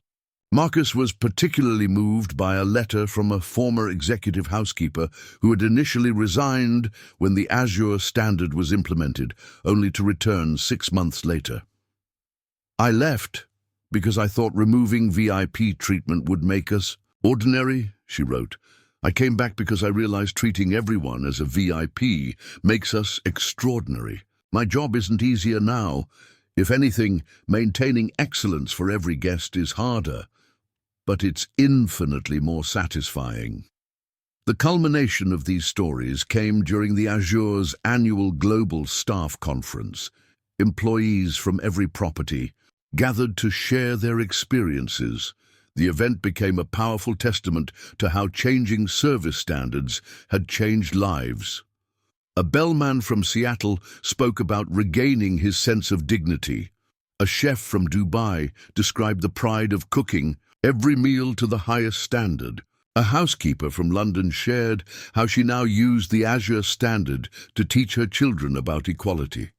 Marcus, watching from the back of the conference hall, realized something profound. The Azure standard hadn't just created a new service, a model. It had created a community of people committed to proving that excellence and equality could coexist. "Our greatest achievement," he told his management team later, "isn't in our service standards or our legal victories. It's in the people who make those standards real every day. They're not just employees following a policy. They're pioneers, showing the world a better way." The influence of the Azure standard had begun to extend far beyond hotel walls. What started as a revolution in hospitality was catalyzing changes throughout the communities where Azure properties operated. Marcus first noticed this phenomenon during a routine visit to a small cafe across from the Grand Azure Seattle. "Your principles changed our business," the cafe owner, Mike Chen, told him over coffee. "We used to prioritize customers who looked wealthy, rushing their orders while making others wait. But watching how your hotel treated everyone equally made us question our own practices. Now our service is consistent for everyone, and our business has actually improved." Atatin. This conversation prompted Marcus to investigate how the Azure standard was impacting local communities. Sarah compiled reports from all Azure locations, revealing a pattern of influence that no one had anticipated. In Dubai, other businesses along the hotel strip had begun adopting similar equal service policies. A luxury mall adjacent to the Desert Azure had eliminated its VIP entrance after complaints that it felt outdated compared to the hotel's egalitarian approach. High-end restaurants nearby had stopped offering preferential seating based on guests' appearance or status. The London Azure's impact was even more profound. The hotel's ethical hiring practices and equal opportunity training programs had inspired other local businesses to examine their own employment policies. A group of luxury boutiques in Mayfair had approached the hotel about implementing similar staff development programs. But the most significant changes were happening in the communities themselves. The Grand Azure's policy of sourcing supplies from local vendors, regardless of their size or prestige, had created new opportunities for small businesses. Maria spearheaded a program documenting these transformations. "There was this amazing family-run bakery," she reported, "making incredible artisanal bread, but struggling because they didn't have the right connections. Traditional luxury hotels wouldn't consider them because they weren't a prestigious brand. We gave them a chance based solely on quality, and now they supply all our Seattle properties. They've grown from 3 employees to 30. Similar stories emerged from every Azure location. In Paris, a cooperative of local farmers had transformed from struggling individuals into a thriving organization after the Paris Azure chose them over industrial suppliers.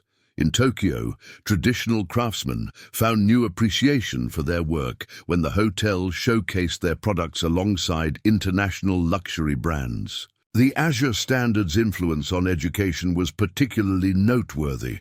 Local hospitality schools began incorporating ethical service principles into their curricula.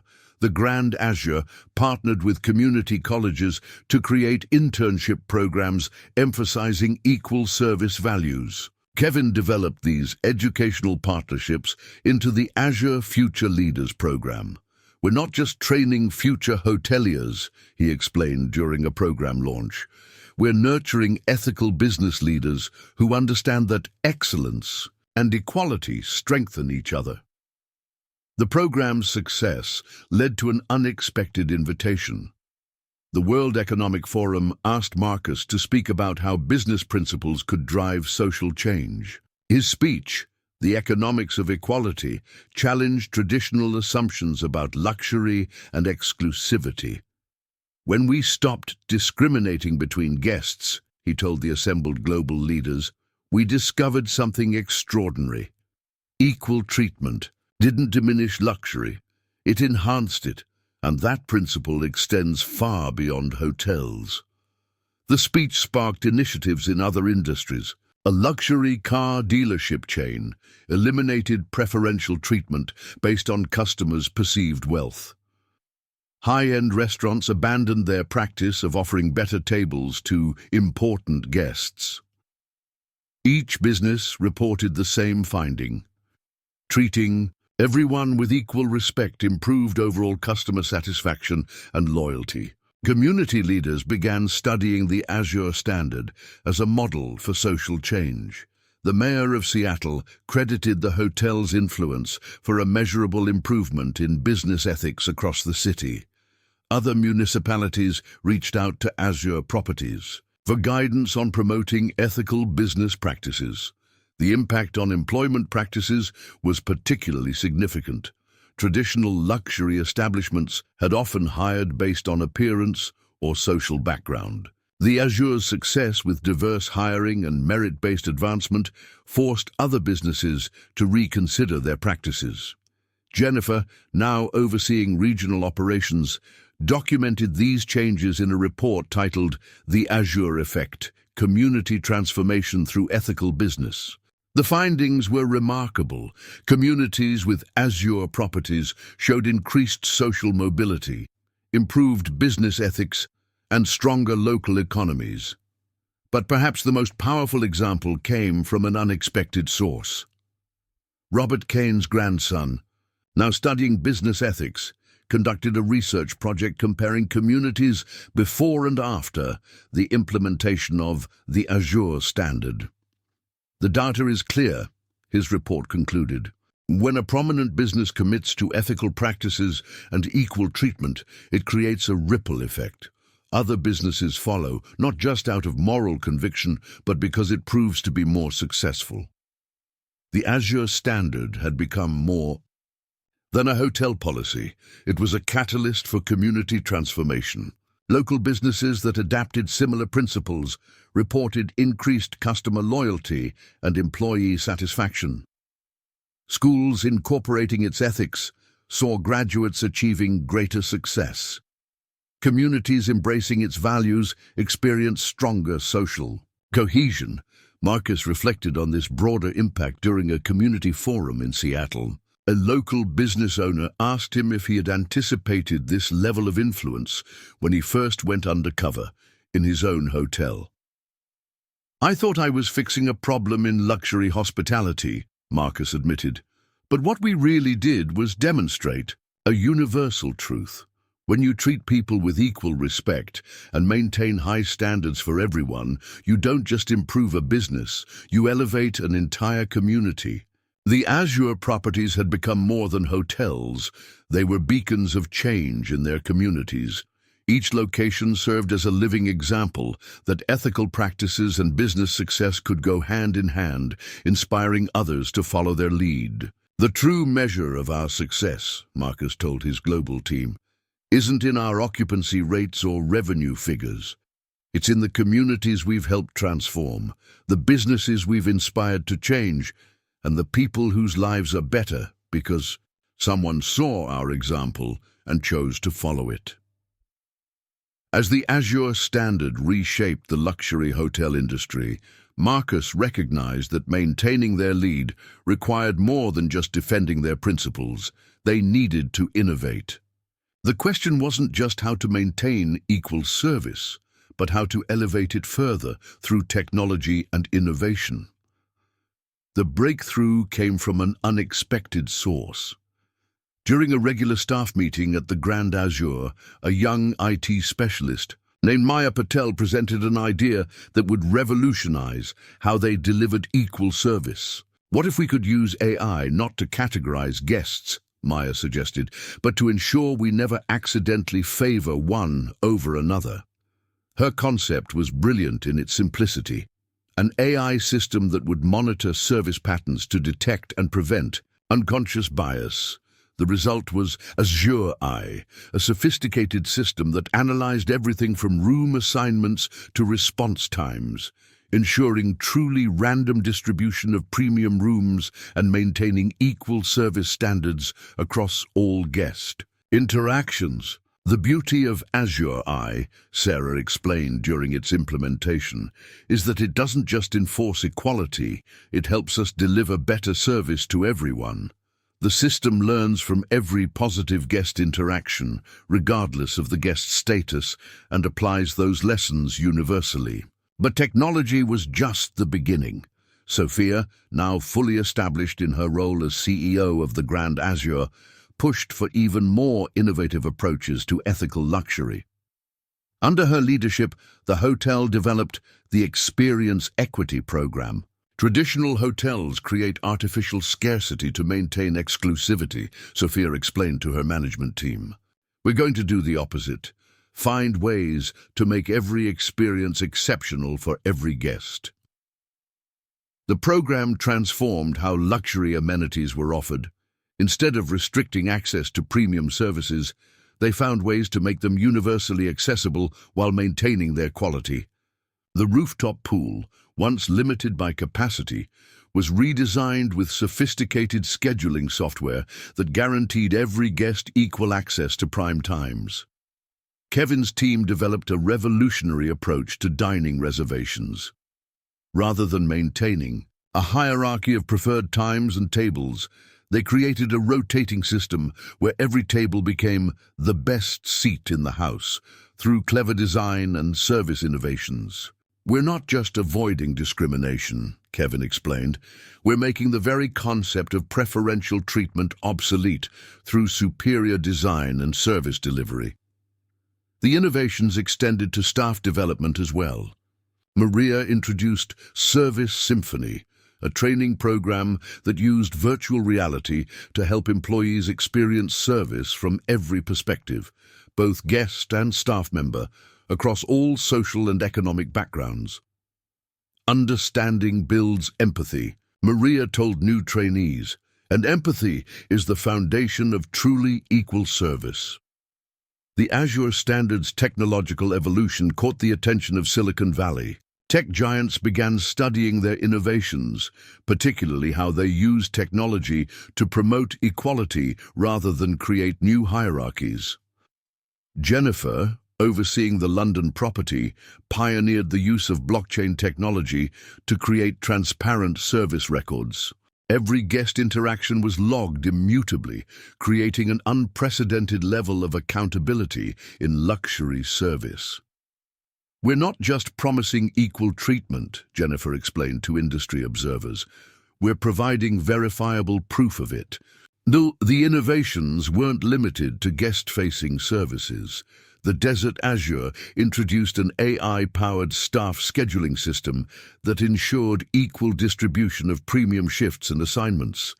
The Tokyo Azure developed smart room technology that automatically adjusted to each guest's preferences without any reference to their status or booking category. But perhaps the most revolutionary innovation came in how they handled guest feedback.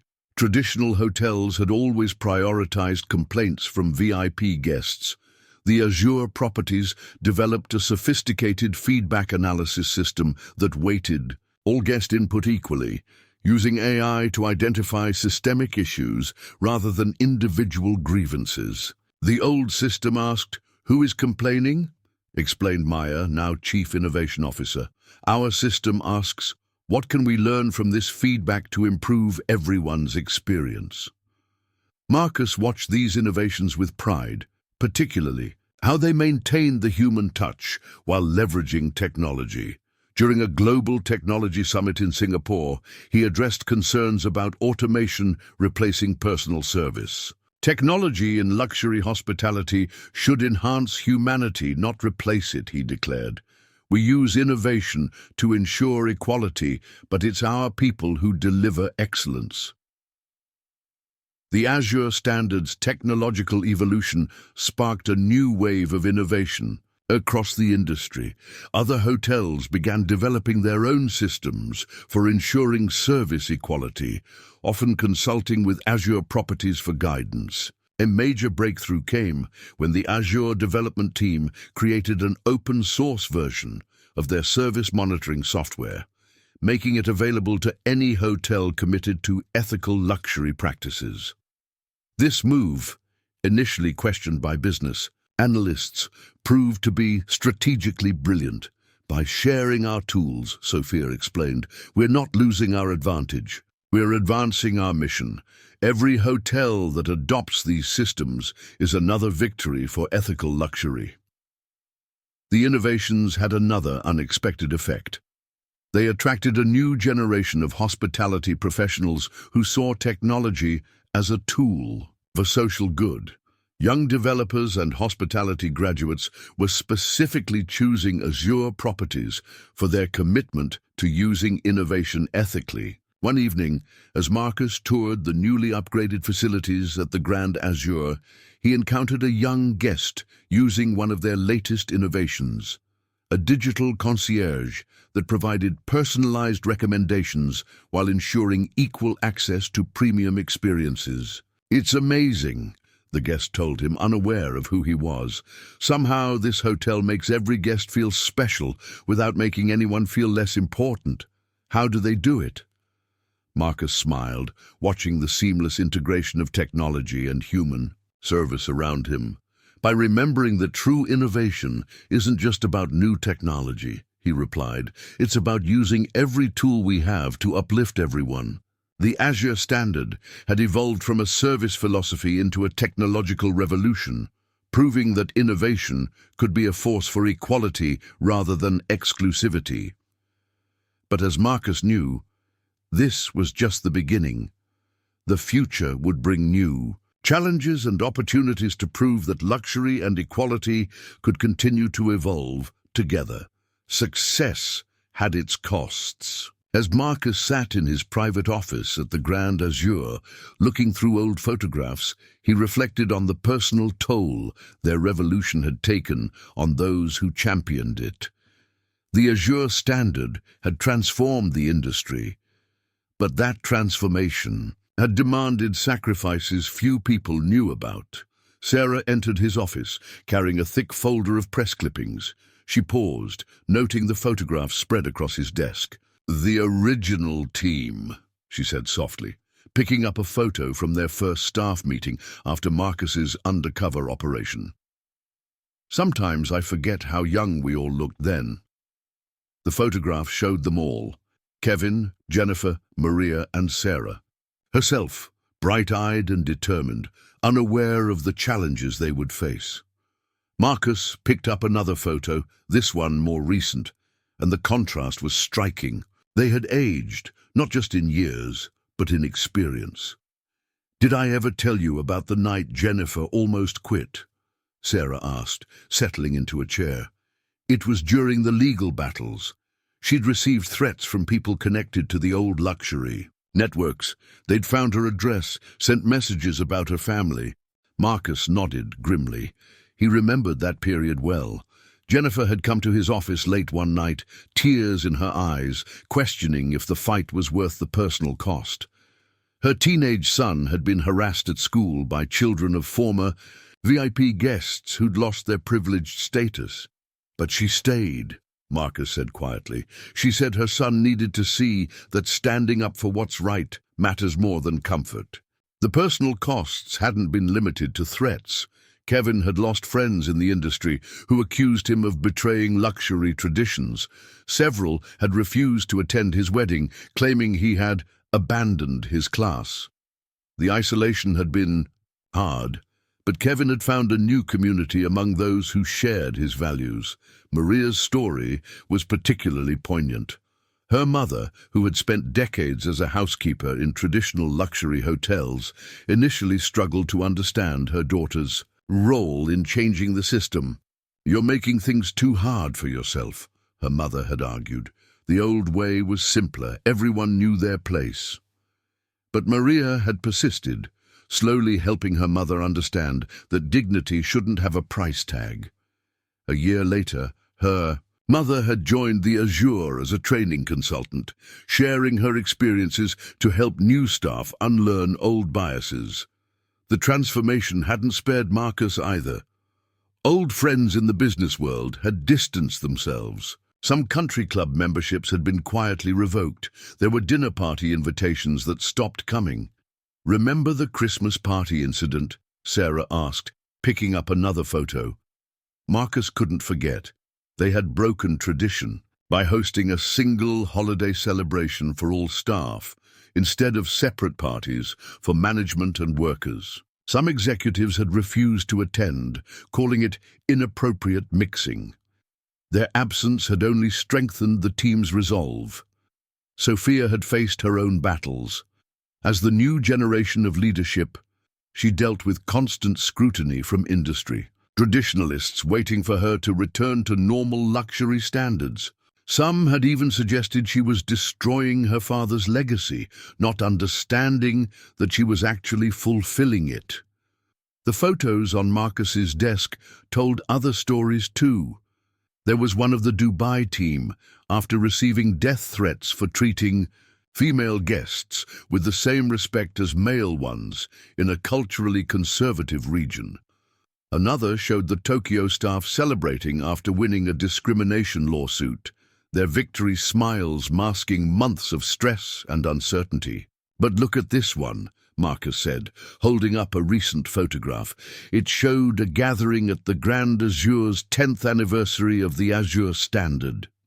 The original team was there, older but standing tall, surrounded by a new generation of hoteliers who had grown up with their principles. Sarah smiled. "The cost was high, but look at what we built." The personal victories had been profound, too.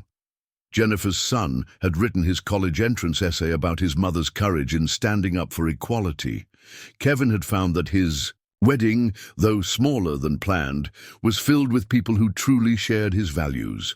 Maria's mother had become one of their most passionate advocates. The next generation of luxury hospitality professionals now sought out Azure properties, not despite their ethical stance, but because of it. Young hoteliers saw Marcus and his team not as industry rebels, but as pioneers who had shown a better way. "I got a letter yesterday," Marcus told Sarah, pulling it from his desk, "from that bartender who testified against us during the lawsuits.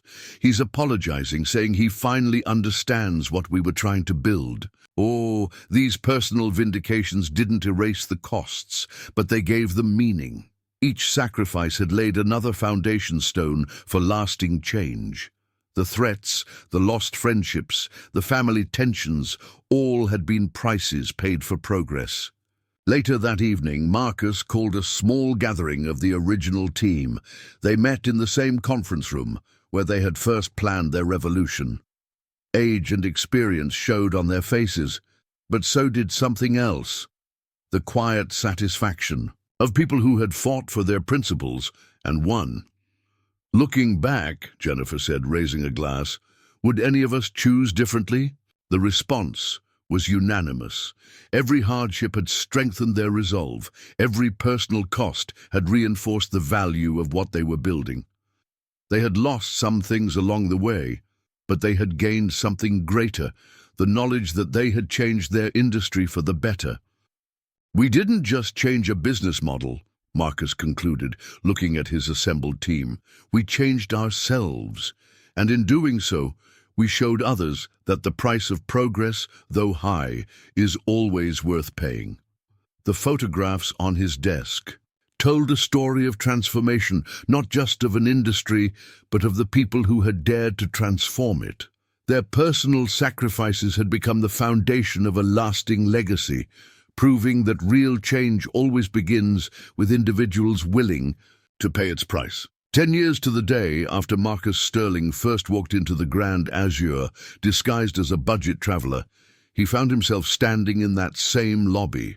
But this time, he wasn't alone. Beside him stood the global leadership of the luxury hospitality industry, gathered for a historic announcement. The International Luxury Hospitality Association, once their fiercest opponent, was formally adopting the Azure Standard as its global benchmark for luxury service. Winston Blackwood III, who had once led the resistance against their model, stepped up to the podium. "A decade ago, I called the Azure Standard a beautiful fantasy," he admitted to the assembled crowd. "Today, I'm here to acknowledge it as the future of luxury hospitality." Marcus Sterling didn't just change how we treat guests, he changed how we understand luxury itself. The ceremony marked more than just industry acceptance. It represented the complete transformation of what luxury meant in the modern world. Equal service wasn't just acceptable anymore, it was expected. Hotels that maintained old hierarchies were now seen as outdated, relics of a less enlightened era. But for Marcus, the real victory wasn't in the grand ceremony. It was in the small moments he observed throughout the day. A housekeeper treating every room with meticulous care. A concierge spending as much time helping a backpacker plan their day as a business executive. A bellman taking equal pride in carrying designer luggage and worn backpacks. After the ceremony, Marcus gathered his original team, Sarah, Jennifer, Kevin, and Maria, in his office. They had all grown older, wiser, and somehow stronger through their journey. Each now held significant positions in the hospitality industry, spreading the Azure Standard beyond their own properties. "Did you ever imagine this day?" Sarah asked, looking out at the sunset over Seattle's skyline. "When you first put on those old clothes and walked in here as a guest?" Marcus smiled, remembering that first nervous moment at the front desk. "I thought I was just fixing my hotel," he admitted. "Instead, we started a revolution." The revolution had spread far beyond hotels. The Azure Standard had become a case study in business schools worldwide, not just for hospitality, but as a model for ethical business practices. Their principles had influenced industries from restaurants to retail, anywhere service and status intersected. Kevin, who had risen to become CEO of the Asian Pacific Azure Division, shared a story that captured their impact. Last week I overheard a young trainee explaining our philosophy to a guest. She said, "True luxury isn't about being better than others, it's about being better for everyone." She wasn't quoting policy, she believed it. The next morning, Marcus did something he hadn't done in years. He checked into the Grand Azure as a guest. No disguise this time. He watched with pride as the staff treated every arrival with the same genuine warmth and respect, not because they had to, but because they couldn't imagine doing it any other way. In the hotel restaurant, he saw Sophia mentoring a new generation of hoteliers, teaching them that luxury was about excellence, not exclusivity. The Azure Standard wasn't just surviving, it was evolving, growing stronger with each new person who embraced its principles. Later that evening, during a quiet moment in the lobby, an elderly couple approached Marcus. He recognized them. They had been regular guests since the early days of the transformation. "We've stayed at luxury hotels all over the world," the woman said, "but we always come back here. Do you know why? Because here, luxury isn't just about the amenities or the service. It's about human dignity." As Marcus prepared to hand over the last of his executive duties to Sophia, he reflected on their journey. The undercover operation that had exposed the problems in his hotel had led to something far more significant, a fundamental shift in how the world viewed luxury and service. The Azure Standard had done more than change an industry. It had proven that ethical principles and business success could go hand in hand, that treating everyone with respect wasn't just morally right, it was also smart business. The true test of luxury, Marcus told a gathering of hotel school graduates in his final public speech, isn't in how well you treat your most privileged guests, it's in how you treat everyone. Because real excellence doesn't discriminate. Real luxury elevates everyone it touches. As the sun set on his last day as chairman, Marcus stood in the lobby of the Grand Azure one final time. He watched guests from all walks of life moving through the space with equal confidence and comfort. Each received the same impeccable service, the same genuine respect, the same commitment to excellence. The Grand Azure had become more than a luxury hotel. It was a living testament to the power of ethical business practices, a proof that treating everyone with dignity wasn't just right, it was revolutionary. "What happens now?" a young staff member asked him. Marcus smiled, watching Sophia confidently lead a tour of new trainees. "Now," he said, "we keep pushing forward, because true luxury isn't a destination. It's a journey, and it's one that everyone deserves to take." The story that began with one man's undercover journey had transformed an industry, changed countless lives, and redefined luxury itself. But perhaps its greatest legacy was the simple truth it had proven, that excellence and equality weren't just compatible, they were inseparable. As Marcus walked out of the lobby for the last time as chairman, he knew that the Azure Standard would continue to evolve and grow, but its core principle would remain unchanged. Every guest, every time, deserves the absolute best, because true luxury isn't about exclusivity, it's about bringing out the best in everyone it touches.